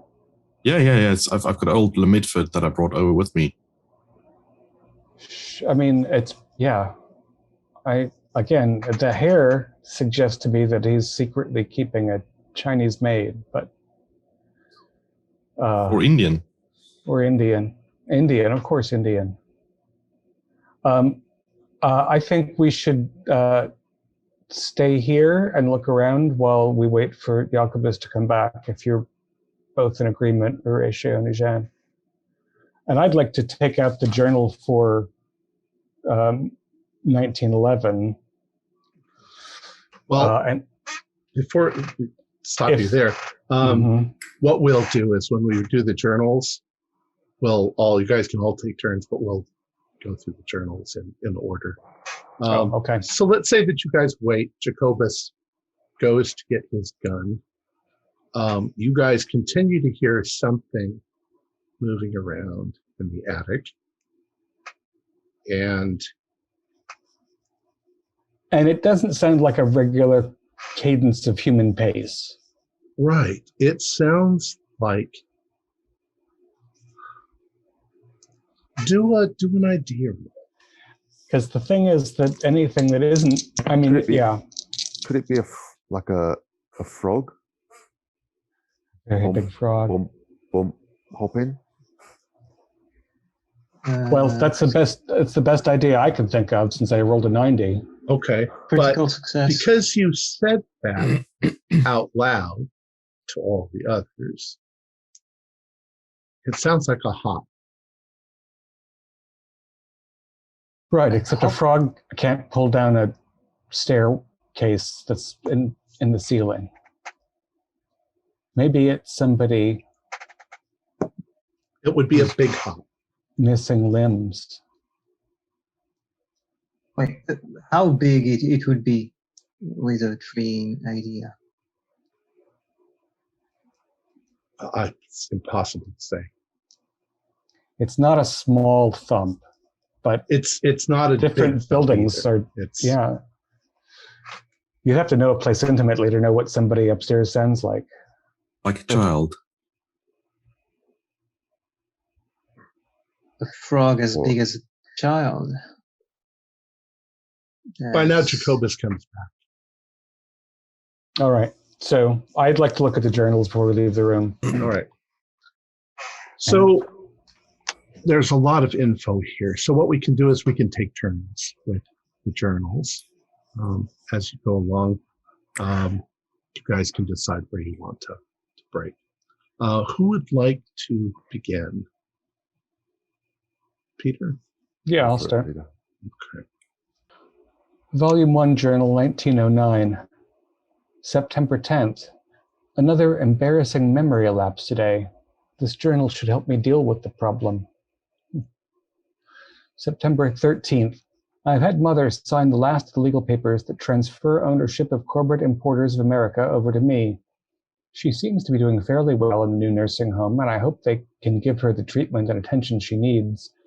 I am afraid, however, that her condition may continue to decline. The death of Father seems to have unhinged her mind. If there was a way I could include her, if I could explain his sacrifice and my being chosen, but she would never understand the power of Lord Ramasekva. If only she had been there and experienced those moments on the mountain when he appeared in all his terrible magnificence, how he spoke with Father and me and left his mark upon my heart and soul. Without seeing, without knowing, she could never understand how my Lord took Father, and the two became one. I saw it with my own eyes. I saw it, how before devouring him, Ramasekva removed my father's head and drank down his soul. And now they are one. Glorious. October 29th. Met a charming young woman at St. Paul's Ice Cream Social. Her name is Lynn Myers. She's beautiful and charming. She hails from Oklahoma and is here taking care of an elderly relative. I have arranged to take her to the picnic next week. I am sure my Lord would approve of her. December 12th. Spent 30 hours in ceremony. The Soma allowed me to commune with Lord Ramasekva. He spoke to me of a great plan, how he would raise all of mankind up to a new plane of existence. But to accomplish this, he must create a bridge to this world, and needs my help. I was reluctant, but he filled my heart with love and warmth, so I know he spoke truly. and so I have agreed.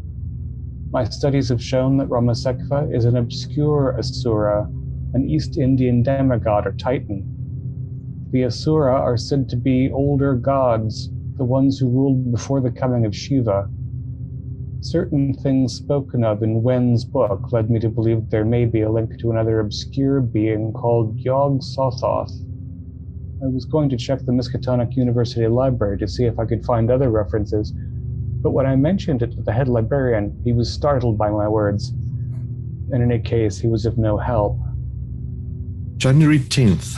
I found myself wanting to make Lynn my wife, and I've sealed the thought by proposing to her. She accepted, and we have set the date of marriage for March 9th of this year. Ramashekva assures me the time is perfect. Gentlemen, this man is completely lost it. April 13th. He returned from our long and wonderful honeymoon. I have returned from our long and wonderful honeymoon. Lynn and I have decided to keep the family place, as it's excellent for raising children. In May, all being well, Lynn will accompany me on my business trip to Kathmandu. This may be my last trip out of the country for a while. A man who plans having a family must be willing to settle down a bit. July 1st. I had to send Lynn to visit her mother while I cast the ceremony. I don't believe she is ready to understand yet. Ramashekva has told me he wants an incarnation with mankind as in the days of old. Lynn will be his chosen vessel. My goodness.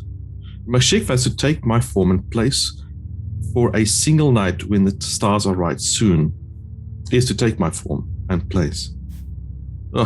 August 14th, I rose early to catch the sunrise and cast the ritual as he instructed me before my beloved wife awakened from her slumber. Mashekva appeared and took my form. I waited in the basement while he visited Lynn for several hours. She seemed to suspect nothing. Volume 3, 1911. February 19th. I have told Lynn to remain in bed throughout the day as she is taken ill from her pregnancy. I've hired a nurse to take care of her while I'm at work. April 23rd. Lynn has been troubled by nightmares this past week. She remained sleeping for many hours. This morning, I took the opportunity to contact Ramasekva. When the time comes, I am to deliver the child myself at home. My master has directed me to raise this child as if it were my own. It will be the savior of the world and lead us all to my Lord. May the 6th. Horror of horrors. My life is in ashes.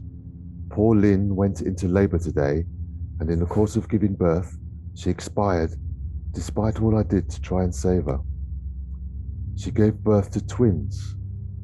The more human one was stillborn. Nurse Dunlap blundered into the room at the wrong moment, and when she saw the second child, she lost her mind and became hysterical, then fainted. In trying to take care of the screaming nurse, I must have neglected Lynn at a critical moment. My lovely wife is dead, and I blame only myself. My firstborn, a boy, is also dead, and I have turned both bodies over to the funeral home. The child of Ramasekva I have concealed in the basement. The thing is limbless and appears to have trouble breathing. I don't think it would live for very long. May the 8th. The funeral for Lynn and the child was held. I was surprised how many people came. It only reminded me how much she was loved. Her parents were heartbroken and felt pity for me. I later consoled them and promised to stay in touch. Eventually, everyone left and I sat alone, missing the sound of her in the house. After that, I couldn't stop crying. May 13th. The ceremony of Ramasekva brought him forth to explain the child. He said the child would live in a state of stasis for 10 years, and that I am to spend those years in preparation, learning new skills my Lord will teach me. When the time comes, I am to equip the child for life on earth. It will be given organs, limbs, and lungs. But for now, there is time. I will dust off my old medical books. December 14th. I have found someone to help me. A man can run those to Marcelski.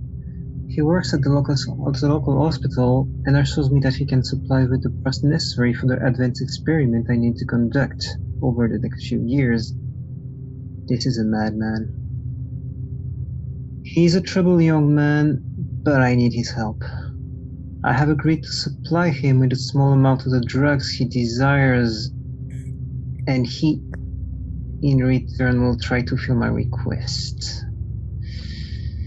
Perhaps through my example and upright behavior, he will find a way to better himself. For now, he seems particularly irreligious and bitter, but with time that may change. That's a problem. Next week I will make my first trip to the dump and see what my confederate has been able to find for me. The new experiment should prove a challenge, but I have every confidence I can learn, especially with my lord. What the fuck have we gotten into? Also, let's note that journal volumes 4 through 10 have nothing in particular. Just that's the interim between the two things. Journal Volume 13, 1921. May 14th. The child grows larger, and the time has come. I took the Soma and entered into communion with Ramasekva. He told me that when winter has arrived, that I am to search out fresh human limbs and organs to be added to the creature. The time for experimenting with animal parts is now over. As the thing is still a child, I will use only the limbs and organs of children. My experiments show that the more youthful parts adapt much better than older ones. Any parts that are unusable, I am directed to feed to the child. Ramasekva wants it to develop a taste for such things, and says that it will soon grow to its purpose. A bright new day will dawn, and the world will be cleansed of all corruption. No more pain or suffering, no more conflicts. A world where no child will die in the womb, and love will reign forever. Volume 14, 1922. This volume seems to only contain more vague references and cannot be easily understood.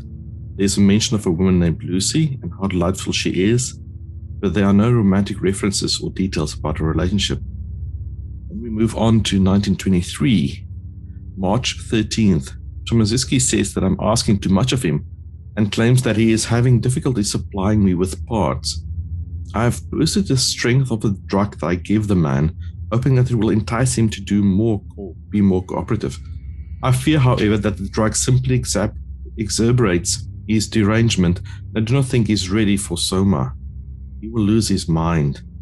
I must admit to feeling guilty, aiding and abetting his false beliefs. It seems somehow wrong. However, telling him the truth will only serve to further unhinge his mind. So for now, I will continue to pretend that I'm a follower of his satanic master. I value the services Tomazuski renders too much to risk further damage to his grasp on reality. I feel guilty too because the boy is not really a bad person. Deep down inside he is good. Well, says the man, that he is angry at life for the way it has treated him. I have said it many times that I hope he finds a brighter path. One can hope for the best. The needs of the child increase all the time. Most of the child's organs are now in place, and a few limbs have been attached. The grafts heal nicely. My years of experimenting are paying off. March 28 through May 25. These dates contain similar statements to those above. Increasing growth rate of the child, which he now calls Adami Bhagavan, the occasional lucky or unlucky amputation from some hapless farm child, which Tomazeski leaves at the dump, and odd statements about the amusing distractions of Lucy, how she preens and gavots about. June 23rd. Barbecue at Peter Harrow's across the street. Nice food. Got upset with the news about Tomazeski. We'll have to have a chat with him. June 24th. Apparently, Tomazeski was questioned about the animal slayings over 3 months ago, and he never said a goddamn thing to me about it. I'm not a man who enjoys confrontation, but I felt it necessary to remind him that our Dark Lord Satan would not be pleased and how Satan's plans would not come to fruition if he got caught. I made the threat seem quite real. He told him that a horrible fate awaited him if he fucked up, to use his own vulgarity. I reduced him nearly to tears. Odd to see such a tough little thug like him cry, but I think he got the message. I honestly didn't know he was still killing animals. I thought we'd moved past that. When I arrived home, I found a note on my door. Cervez and Eugene had constructed an innovative trap for the raccoons. I'm concerned the animals might injure themselves, but I feel obligated to indulge my neighbors. Also, they were snooping around the greenhouse. God help them if they get inside without my supervision. Oh my. July 1st. 2 new parts from Tomazeski. A large intestine and an arm. Looks like from a little girl, an amputation. It's sad for the kid. I attached them with no difficulty at all. Oh my. I knew it. What a monster. You were right. July 3rd. What made me think that I should start including my neighbors back in my life? A little mishap on Sunday, which I can barely remember, seems to have attracted their attention. I don't think any of them have a clue what I'm trying to do for my family and for the whole world, and that is the way I would like to keep it. I wondered yesterday why they all cornered me at Maestro's. Fortunately, when I realized what they must have seen, Peter had already suggested mushrooms, so I improvised on that, and it seemed to placate them. I thought that would be the end of it, but early this morning, Cervez pulls a bizarre stunt and had his goon break into my shop. Off I went to the police at 4 a.m. and there he was. I figured it was best to let him go and pretend it was all a misunderstanding, but I felt threatened and a shadow clouded my judgment. Oh my, I had to eliminate him before he ruined everything. It was a simple matter to slip him some soma, enough to fracture his mind. I didn't expect him to die. He must have seen something awful. Told the police that he had been acting oddly all week, which was corroborated by the others. I still have no clue what he was doing, but a threat is a threat, and I had no choice. I wish he had found a plausible excuse. David, why don't you take over at that point? Well, please, David, please. July 4th, Independence Day. Felt very depressed. I used to do a lot of social things with Lynn, parties, holidays. My neighbors mean well when they invite me, but they don't really understand how their happiness reminds me that I too was happy once, long ago. Family is so important. Had a visit from Peter. I tried to explain this to him. Then he said the oddest thing. He says that Cervez saw me drop a package, the child's arm. That must have been what was going on. I need to be more careful, but I lose track on those days. Everything seems like a blur. I could barely remember the incident. I played it off as a fungus specimen, and we hope that Peter leaves it at that. I would be very sad to lose Peter, too. July 5th. Eugene popped over as soon as I got home, wanting to see my greenhouse. I found it odd. I'm wondering if Cervez was spreading his nonsense around the neighborhood.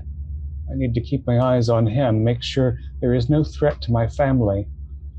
I was tempted to let the Mortis Incarnatum Purpurea do its work on him, but I got him out before it targeted him.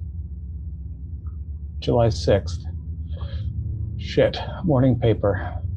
Tomaszewski is dead, jumped from his 5th floor window. What the hell am I going to do without parts? Tomorrow is Saturday. I think I might have to find my own parts. maybe New York, lots of homeless children. The thought of acting myself is abhorrent to me, but family comes first. What is the life of a human child compared to the life of the man-god? Fortunately, I won't have to do this much longer. My son, the Adami Bhagavan, is almost mature enough to be released into the world. Soon the great cleansing will begin. Glorious. I'll get Peter to watch the place. He's the man. That's the last entry. Let's just You take guys hear another look. thump moving around upstairs. Adami Bhagavan.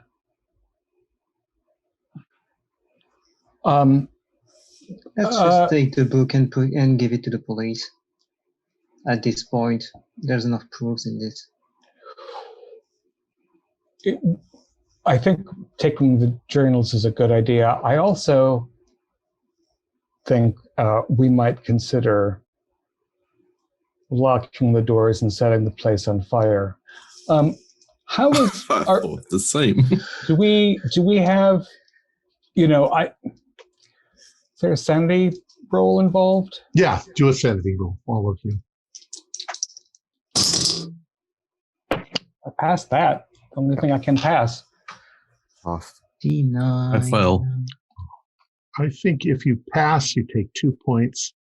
If you fail, you take 1d4 plus 1.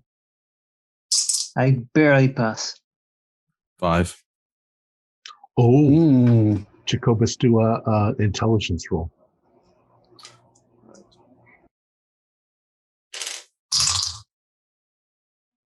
I passed with a hard. Oh, okay, do a roll a 1d8 for me. 5. Okay. Roll another 8 for me. I'm looking at my chart on the wall. 4. You find that you've been stricken with aphasia. You want to say something, you want to talk, but you just can't. You've become almost hysterical, and you just don't know what. You're completely speechless for 1d10 rounds. You're stunned. I mean, my not entirely. The fact that he said specifically that he wouldn't like to lose me too is, and in addition to the fact that he's on his way to New York to murder children, the prudent thing would be to leave the house and set it afire. But of course, that's also assuming that anything that's in these journals is real. Probably it's all delusion. I mean, who impregnated his wife when he was hiding in the cellar?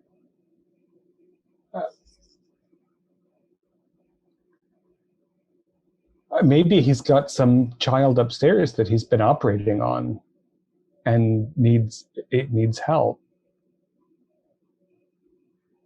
I don't know of any medicine that would make this child survive after so much. I don't see that happening, and the thing just keep on living and walking like he is right now.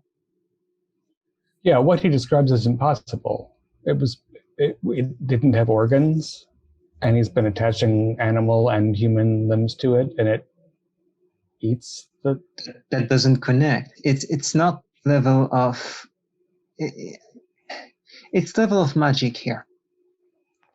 Yeah. Oh, he's mad. He's just mad. Once again, you hear something move around upstairs. Yeah, and by the way, instead of just staying here, what about we just take the book, get out of here, get the book to the police, and, we try what we can. Well, and I guess we try to convince the police mean, the books are good at convincing the police that Bernard is insane, but then are they really going to wait for him to pull up with his car full of children's limbs? At this point, I'm going to just grunt, open and close the bolt of the gun, and then step outside and go into the hallway and go to the basement and go head down the stairs. You're going to go down the stairs? Yeah. Okay. Does Soma, does that ring any bells? Does anyone know what Soma is? Is it some kind of drug? Well, the Greek root for body is somatic, but it's probably something Indian. I don't know the Indian.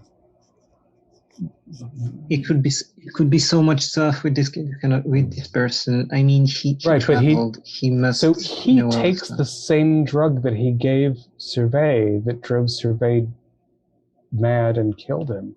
Which surprised him. His death surprised him. Where's Jacobus going? Jacobus! I'm going to follow him. I'm going to go with him. Okay. I'm not staying here on my own. I'm going with the others. All right, so you're all following Jacobus down the stairs. He's quite a few steps ahead of you. Jacobus, you've gotten to the bottom of the stairs. What do you want to do? All right, so I'll look around. I'm actually I can't say what I feel, but you can see I'm quite upset, and I'll look for the basement. Okay, the door is on the stairs. It's more stairs below the stairs. So there's a door right in the side of the stairs. Right, I'll reach out to see if it's locked or. It's not locked. All right, so I'll open it up. Okay. Hey, what are you doing here? There are stairs going down. There's a light switch. I'll flick the switch and then go down. Think there's a child somewhere here? Okay. Jacobus, you get to the stairs go down to a landing, just like the stairs going up go to a landing. And the landing is closed off. There are two doors, one on the right and one on the left. The one on the left is got a padlock on it. The other one does not. Right, so I'll reach out for the one that hasn't got the padlock. Okay. Try to open that up. You open it up, and there are 3 stairs more going down into the basement. You see the light from the windows around the top, and it looks like a utility room. There is a washing machine and so forth, and there are packages, boxes and things stacked up. This looks like the utility room that Eugene described. Right, so I'll have a look. What are the rest of you doing? You're Bunched up in the stairwell. Well, I'm keeping an eye on. Okay. You see that he's on the top gone floor. down the basement stairs. yeah, the lab you saw, Eugene, is on this side, right? On left the side of the padlock. And I prefer that the police sees this instead of us, because they will have options that we don't have, and we have enough. To me, that's a bad idea to stay here. This house is strange. Everything is surreal. How long do I think the police would take to get here? 15, 20 minutes most. Maybe not even that. So, Horatio, Eugene, we have the journals, which are some sort of proof, but what are you going to tell the police that will... That we found a journal. We found a journal on the ground here by coming since Mr. Corbitt gave you the keys, and we saw that by reading by curiosity. Well, we can at least tell the police that Corbitt's gone to New York looking for children. I mean, no. That we don't know about. The thing is... But it's in the journal? I mean, it's in the journal, yes, but we can just say to them we didn't read everything because we were disgusted by it. Because But what is the crime that we're going to get them to act on? Is the crime that he's been... That we believe he's gone upstate to... I mean, the thing is, with this, they can intern him, because that is considered... That's madness.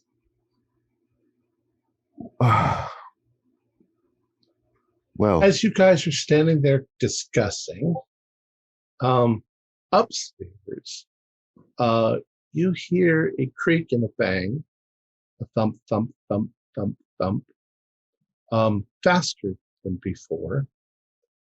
It seems to be crossing the upstairs and heading towards the stairs. oh my, is it coming down? Does it sound like it's coming? Yeah, we have to secure that journal and get it to the police fast, because this thing, I don't know what I've got an arm full of journals. We didn't leave the journals in his office, but I'm not okay. Jacobus, enough with the laundry. We need your gun. The Adami Bhagavan is coming. Well, Do I have my voice back? Yeah, I'd say whatever many grounds. You've got your voice back. It's shaky. All right. Okay, so I would assume that I did not hear the thumping in the basement. Correct. You're looking. Right, so you said you were looking around. It looks just like that. Yeah. Basement utility stuff. Okay. All right. So I'll then head up back the flight of stairs to get to the landing. All right. And basically at this point I was about to say, well, gentlemen, he killed Survey, and then I'll hear Peter's exclamation of something coming down the stairs. Peter. I know where the danger is. Just don't open that door. Let's get ourselves to safety outside of this house. As you guys are standing there, something starts coming down the stairs. Once again, it's still a thump, thump, thump, thump, thump. And the last thump, as it hits the landing, and you guys are no doubt staring straight in that direction. Jacobus is downstairs, so he doesn't see this. Something leaps down onto the landing. This is the ground floor at the base of the stairs? Right, you're on the ground floor at the base of the stairs. Yeah. It takes your brains a moment to process what it is you see. So I'll just describe it the way it looks. There is a woman's head with long black hair. Instead of a neck and a body, there is a single bare foot, human foot, that's bare, that props the head up. And instead of where her ears would be, there are two human arms that stick out the side of her head. And when she sees you, she goes and bounces back up the stairs, and you hear her bouncing around all over the place upstairs. And then you can once again hear that attic door slam shut. You can all do sanity rolls. And I think all of you scream without whether or not you pass. Did I see this? No, you're downstairs. Okay. I definitely scream. I rolled my second 92. Oh. How about you, Eugene? 93. So you all failed. Roll a 1d6. All of you. D6. D6. So roll intelligence if you failed. 5. If you got more than 5. 3. I'm pretty smart. Oh, I managed to fail that, actually. 87. Okay, so Eugene and Peter, you grab each other. How did you do, Horatio? Did you fail? Took 5 sanity and succeeded my intelligence. Okay, roll a 1d8 for me. D8.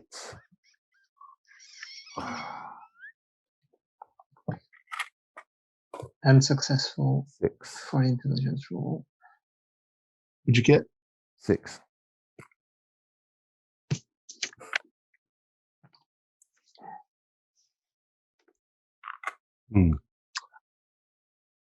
I am going to say that you are completely horrified by what you see.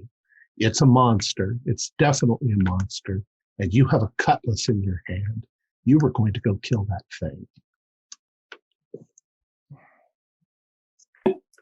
Okay, I'll chase after it. So Horatio suddenly yells and swings his cutlass around and starts bolting towards the stairs as that thing disappears upstairs. Peter and Eugene, you've grabbed each other and yelled. And Jacobus, you hear all 3 of them yell. I'll rush upstairs to see now what the hell is going on. Did he hear the hiss also? Jacobus didn't. No, he didn't hear any of that. It hissed like a cat hisses.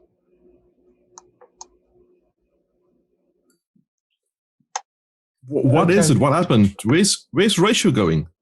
He's chasing the child monster. It's It must die! so Right.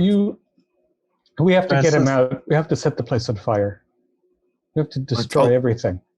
I'll rush after Ratio. You start running up, Jacobus. Peter and Eugene, I would like you to do listen rolls, hearing all of that, please. Hearing the sound of Horatio being torn limb from limb. 19, so I think it's I have hard. an extreme success. No, it's normal pass. Normal pass. Okay. Eugene, you notice that Peter suddenly turns and looks towards the basement door. The locked door. And then you also hear the locked door. You also hear something. Peter hears it first. There's the sound of something that sounds like an air compressor that's suddenly going off down in the basement, like some sort of mechanism. Uh-oh. Like this. Let's just get the fuck out of here. It also Try to occurs sell. to you, too, that there was nothing about that thing that had children's body parts. Horatio. 4 different human body parts, right? Did the arms match? No. So yeah, head, arm, leg. Does it matter? And it was obviously hopping on the foot. Horatio, you run upstairs. You are damn sure that it went back up into the attic. So you're chasing to the room. In fact, it didn't have time to close the attic door. So the attic door is still sort of standing open. Jacobus, you are running up behind Horatio. What do you want to do? Where's it gone? What does it look like? Ratio? He's completely out of it. He's completely. in a frenzy. Let's die. In fact, Horatio, do a luck roll. Jacobus, do a luck roll to see if Horatio actually takes a swing at you. I pass with 1. Okay. You're coming up behind Horatio, and he swings that cutlass around at you, and it just manages to miss you. And then he turns to run up the stairs. Fuck Horatio! What are you doing? Horatio just I'll block it with the rifle. You can see that he's crazed. He's shaking all over, and he's going to kill it. The abomination. All right, Horatio. I'll keep out of his way and see if he can kind of lead me to whatever he's chasing. Right. Horatio and Jacobus, you're going up into the attic. Horatio is going first. It's a fairly dark attic. There are boxes of things here and there. And Horatio, you are, it must be up here, but there are a lot of little hiding places where it could be. And there's no light source. You didn't bother to turn anything on. Jacobus, you can turn the light on as you come All right, I'll flick the switch. So there's Where is lights on. There's still a lot of little hiding places. There's boxes and things up here. Let's jump back to the other two. Peter and Eugene. You can hear definitely a noise coming from down in the basement. And that thing didn't have children's body parts. Let's get out of here. One of us should be lookout. Let's walk out the front door. I'm going to go to Mr. Corbitt's shed and look for kerosene and the light. I'm sure he would have something like that. Gasoline even. Yeah. Oh, he wouldn't have gasoline. But yeah, he would have kerosene. Yeah, I mean, oil lamps and things. Sure. We're not going to set the house on fire until Horatio and Jacobus have come out. Okay. So we don't warn the police? That thing, we can't, call the police if you want. They can arrest me for arson. I'll be waiting in his yard with a box of matches after putting kerosene around the house as many times as I can. I'll wait to call the police. I'll just secure the books somewhere, maybe inside put the journals across the street so they don't burn. Sure. Yeah, it'll help inside explain. of one of my sculptures, no one will find it there. The one in my bedroom, the 7th one. It seems elaborate, but as you will. I'm gonna get the fire ready. First kerosene, then kindling, because it has to destroy the basement, whatever is the basement too. Okay. I'm gonna make sure to secure the. And you're right, we are gonna have to get the authorities involved because Bernard's coming back with parts of children. Yeah, we still have to get our friends out and book if we, If there was a way to alert the authorities in New York that there was a guy looking to chop limbs off children, but I just don't. I mean, I guess we can give them a description. Fire first. And fire first, and we can't send them the proofs, the evidences anyway. So I don't think they will listen like that. Yeah. It's a bet here. So I'm not taking bets right now. I'm gonna secure the book. You know where it is. I know where it is. We'll tell to the others if they get down, and let's go by this. And then I'm gonna go at my house to secure the book. Okay. Horatio and Jacobus, you are looking around the attic. Horatio, both of you do luck rolls. Nope. Failed. Oh, no, sorry. I actually passed. Okay. Yeah, I passed. All right. So, Jacobus, you're very concerned for Horatio. He's swinging that knife around. He's pulling boxes and throwing them over to the side and looking behind him. And you are keeping a distance, following along. And he throws a box, and you step out of the way, and you sort of clear another box as you do it. And you look down, and right in front of you is this woman thing, which looks straight up into your face and hisses like a cat, and bounces into the corner, and it's sort of trapped. You can do a sanity roll.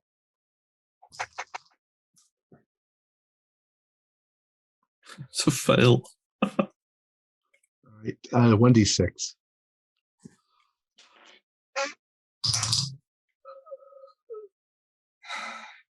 Six. Do an intelligence roll. I'm so buggered.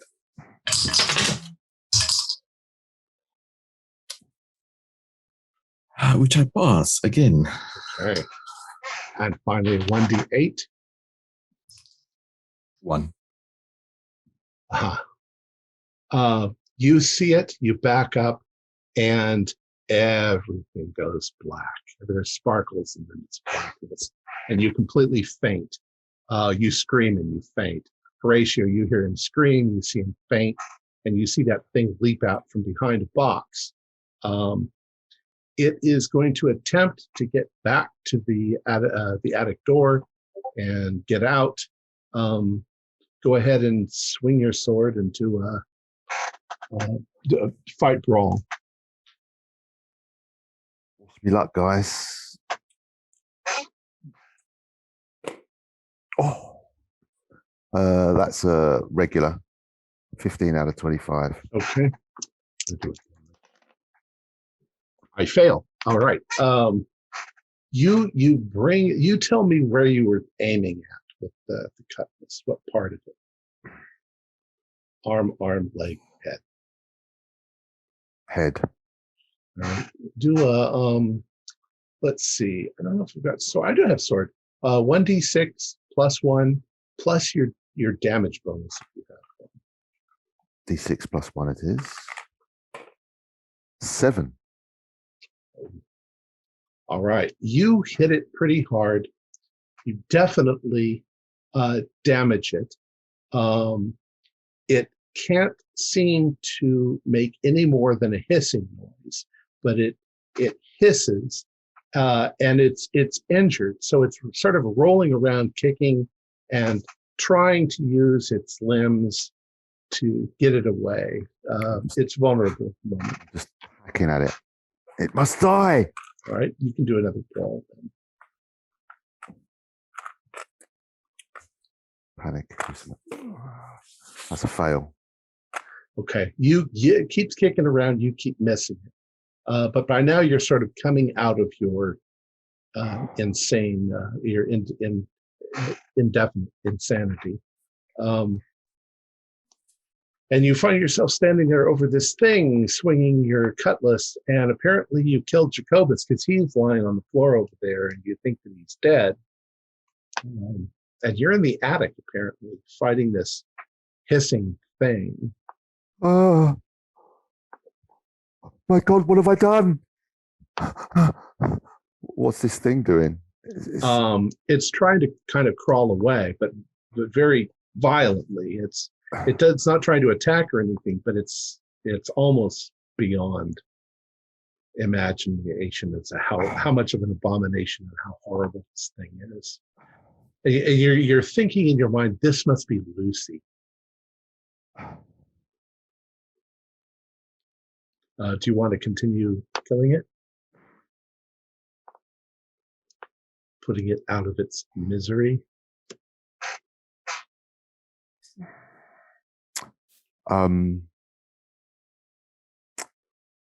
Yes. Well,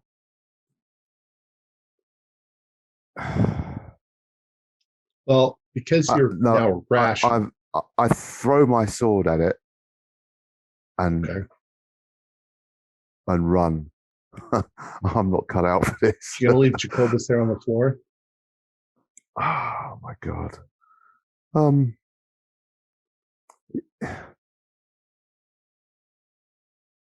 Jacobus, is he alive? You're gonna try to. Yeah, he's breathing.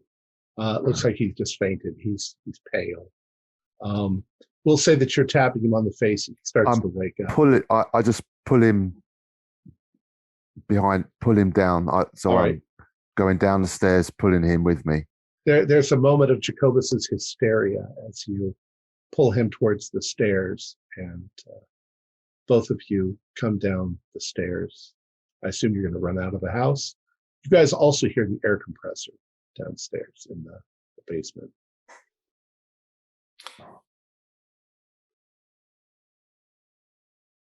I've lost more than 25% of my sanity.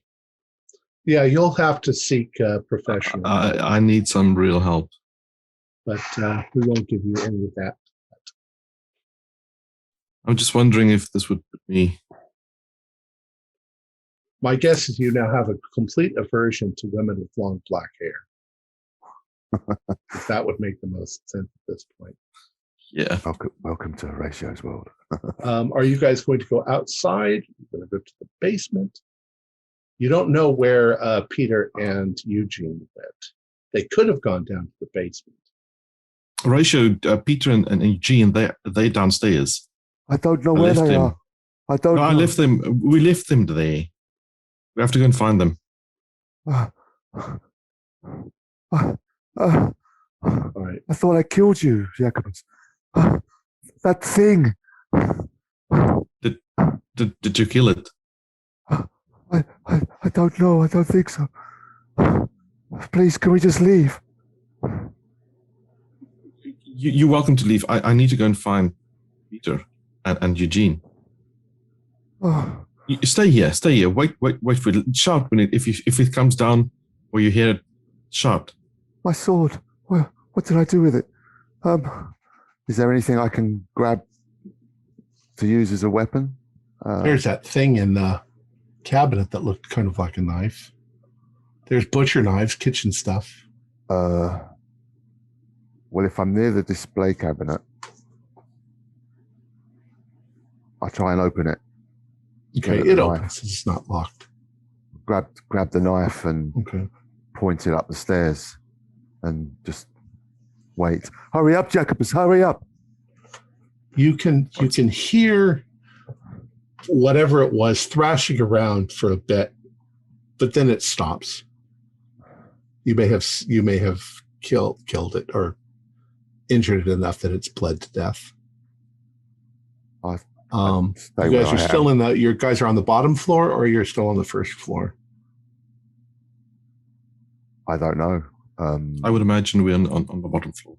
Okay, you've gone back. You've gone all the way down the stairs. You don't know where Peter and Eugene are. All right, I'll head down towards the basement again. I mean, that's where I saw them left last. You go down the basement, and about halfway down the stairs, you hear the air compressor stop. It's been on for a few minutes, so it suddenly stops. The door to what must be the lab is still padlocked. Peter, Eugene, are you down here? Peter, you can do a listen roll to see if you hear them inside the house. You've definitely heard some hooting and hollering. Wow. That's a hard success. All right. You faintly hear Jacobus say something inside the house. So he's probably, by the stairs, and I'm hearing him to the dining room window or something. But it's close enough that if I can rap on the glass and say, "Come out! Come out!" Jacobus, you hear that, but it's upstairs. Dang it. I'll go up. Horatio, did you hear? I think Peter and Eugene's outside. Did I not hear Peter? Yeah, you would have heard him. You're both there. Oh, they're outside. So I'll go then. We'll go outside. All right. So you both go outside. You're outside, and by now Eugene has come back. You all look pale and frightened. Did you see that thing? Yeah. And there's something else downstairs, and I think that's the more dangerous thing. So if you can smell, I've been preparing a large fire. Lift up my feet. Been walking through this. If you can, just burn the greenhouse with it. think the greenhouse is probably too far away for one fire, isn't it? Yeah. But we And can, it's mostly glass and metal. The plants inside are wet and green. yeah, we can hope for a prevailing wind that will take care of it. But whatever is in the basement is the thing that is coming for us all. So he had some kerosene and a little lamp oil as well, and I've gathered some brush. So now that we're all outside, if you'll stand back, I'm ready to light it up. Don't want to see what it is. I don't want to see what it is. That's right. Oh, monstrous. It was monstrous. I mean, a bunch of mismatched children's limbs that started with no organs, and no, I don't. I'll go quiet and step back and say, Okay. light away. In fact, we might see what it is if the fire lets it out. So you Peter, what are you waiting for? Light it, light it. All right. You light it. The fire runs along the ground where you've put the kerosene. It runs around the sides of the house. It runs into the living room as you see it go in. There's a sort of a low bluish light as it runs along, which is quickly overtaken by that sort of bright orangey yellow light as curtains catch on fire and pieces of furniture begin to ignite. There's a sort of pause as you're waiting for the fire to get going, and then you see it. You can see the light through the windows as the flickering orange starts to rise up. The house catches fire. You stand back. Now, it takes maybe 5 minutes before anyone in the vicinity starts to notice the smoke that's going up. Before, quick question. Before that happens, can I find something to burn the inside of the greenhouse by, I don't know, smashing a window and throwing, I don't know, oil lamp in it that's lighted and Well, you've set the No. house on fire, so there's no lamps or oil lamps. But you still have some of the kerosene. I'm sure. Actually, I used all the kerosene, but since Eugene lives next door, he probably has his own. yeah, Probably maybe with is. my own stuff. Maybe with my own stuff because I'm worried Okay. about that plant into the greenhouse. All right, So- do a luck roll. Okay. I'm sure you probably have black paint thinner or stuff like that. 73, so I guess I don't have it anymore. Maybe you have it at your shop, but not at your house. Yeah. In any case, the house begins to burn, and it's a good 10 minutes. The house is well engulfed in flames now, before you hear fire engines off in the distance. There are other neighbors, well, mostly wives, if you had them, and or lady companions who are very old, coming out to see what's going on. They're alarmed. There's a fire. Corbitt's is burning. You guys are all, I assume, standing there watching, or standing in the street. Well, technically, I'm at my home, but I guess I'm an exception. In that You case. probably came back. You couldn't find Potentially, us.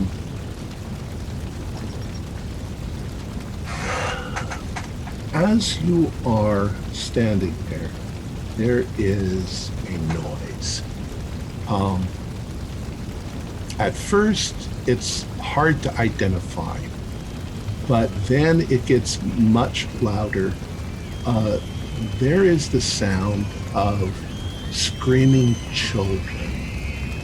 It sounds like screams, it sounds like cries, like infant cries, and it also sounds like a huge, thunderous sort of growl or like a lion would make.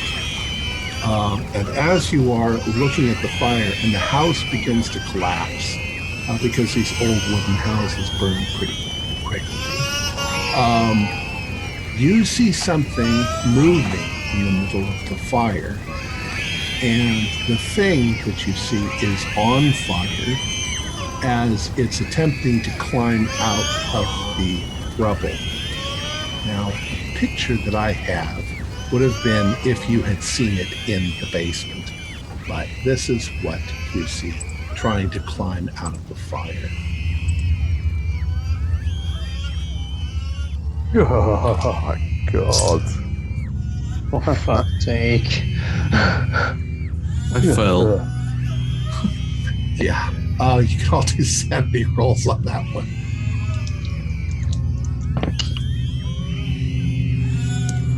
And it's howling, and it's crying, and its skin is blistering, and the smell is ungodly.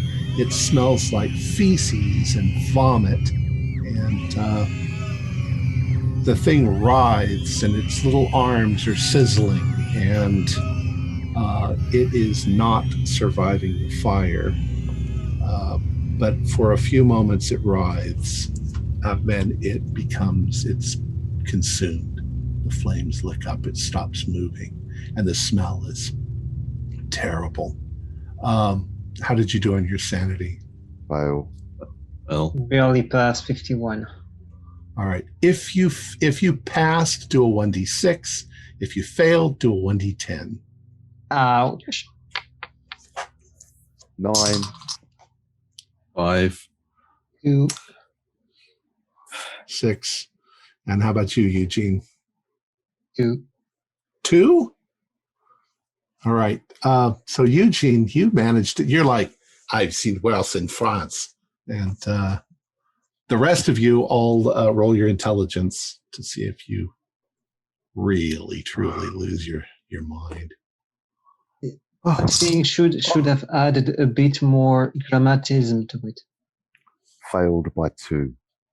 I passed again. Regular I'm so- success here. All right. Okay. Peter and Jacobus run screaming down the street in hysterics. Horatio, you are terribly shaken, but you and Eugene are standing there as you see the flames lick to the sky and this thing die down. Pointing this Ganesh knife. All right. Epilogue. The fire is bad. The firemen come. They try to put out the fire. By this moment, the house is too far gone. It's collapsing. They're just making sure that it doesn't spread. But we can say, Eugene, that you ran around and threw some flaming debris into the greenhouse. You smashed the walls. Yeah, just to be sure. Made sure that it was on fire. And the flames start to die down. The neighbors are all standing outside watching. And the firemen do their best to put it out.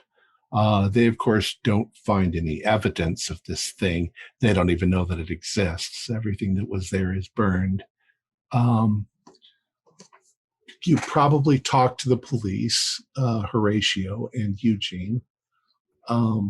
Eventually, Peter and Jacobus come back. And the police, the firemen, and you all wait for Mr. Corbitt to come home.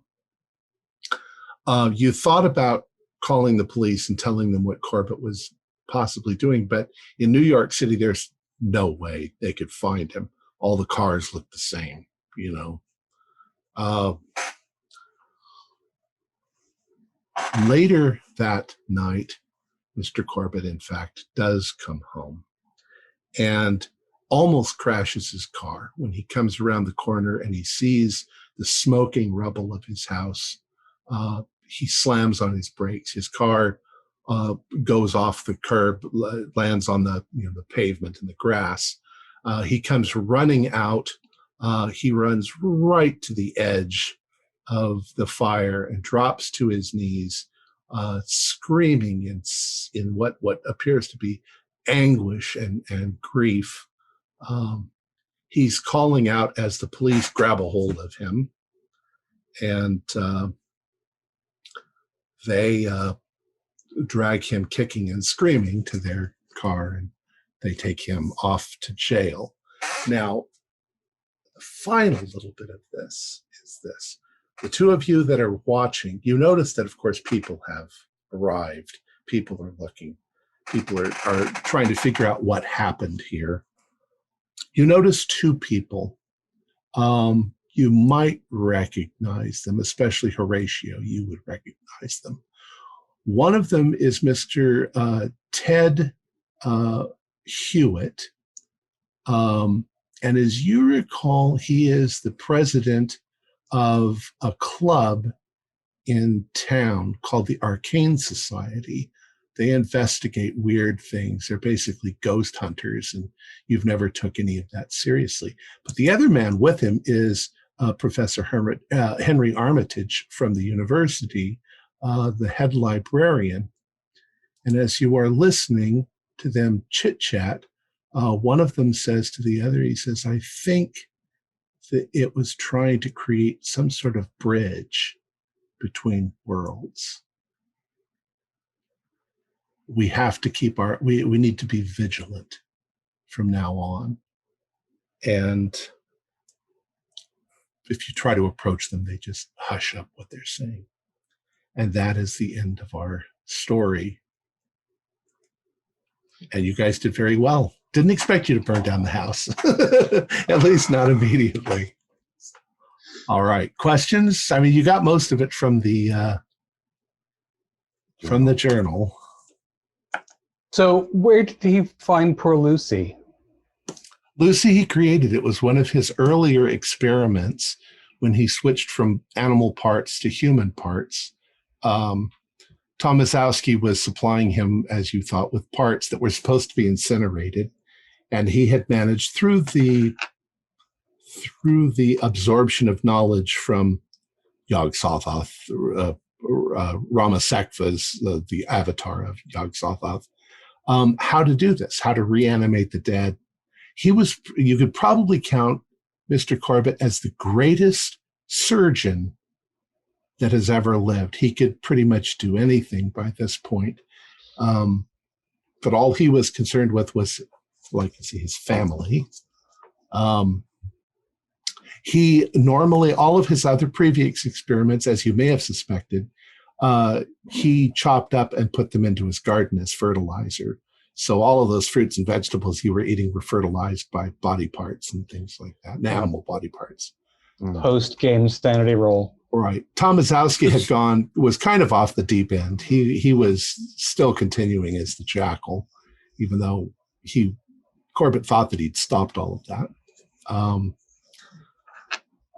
Let's see. Tom, I have to say, I love the fact that occasionally I know that there's a chat going and a separate conversation happening on Zoom because you're when you're typing, your gaze is different. Right. But I didn't know you were writing the last part of the diary. And the freshness of detail of that was really spooky. Very good. Yeah. Very good. That's my favorite part. And actually, when I said I need to use the restroom, I was hoping I would come back and none of you would be here, and I'd be like, "Oh, that gives me time to type more." But actually, you guys had I pre-typed some stuff at the end, thinking that I'll just erase this if that's not what they do, or I'll do this so. I was pretty well prepared for it. The plant has come active in both the last games, but not in this one. Morden Carnata's purpurea is some seeds that Rama Sekva gave to Corbitt. It's a carnivorous plant. It means death incarnate. Well, the plant normally, it just sits there. It's a pretty beautiful plant. And it waits for something to come nearby. And when it does, it shakes pollen onto them. It targets them. and then it shakes pollen on, and the pollen pretty much dissolves the person.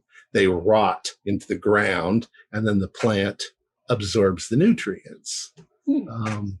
It happened in the previous games. What stopped us from going into the greenhouse? What's that?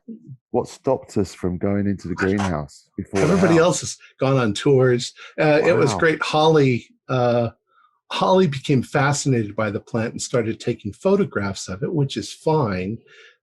But as she was standing in front of it, she suddenly looked and saw that it was targeting her. And Mr. Corbitt came over and grabbed her and said, "Okay, we have to go. We have to go." So he kind of saved her life, but she was that close. Oh, it's basically a timer inside of the greenhouse. It takes about 20 minutes before it notices an animal and then dissolves the animal.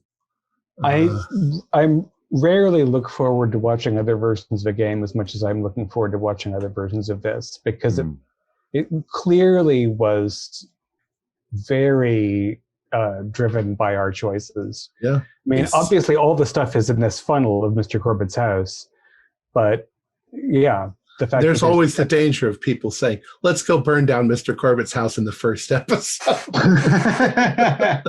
So I have to convince you that Mr. Corbitt's a good guy. Well, you're a very nice Mr. Corbitt. Very nice neighbor. I think that it's interesting that the most Dunwich horror monster is in the cellar, because I would have started with the cellar first after we broke in if it weren't for the thumps. Right. And I did that on purpose because I wanted you to get to the journal first. Right. What else was there? Oh, Tomaszowski is an interesting character. Corbitt threatened him. You saw in the journal that he threatened him. Well, once he was threatened, he was basically a little terrified. And when you guys started talking about drugs and stuff, he became very frightened. And when you chased him back to his apartment, he panicked and he took a whole bunch of drugs and basically was blasted out of his mind. That's why he was trying to climb out the window. I hope that made the fall less terrifying for him. Probably didn't even feel it. But was the amulet that he was wearing Soma? Satanic? Soma is actually the legendary drug in Hindu religions that allows you to commune with the gods. Okay.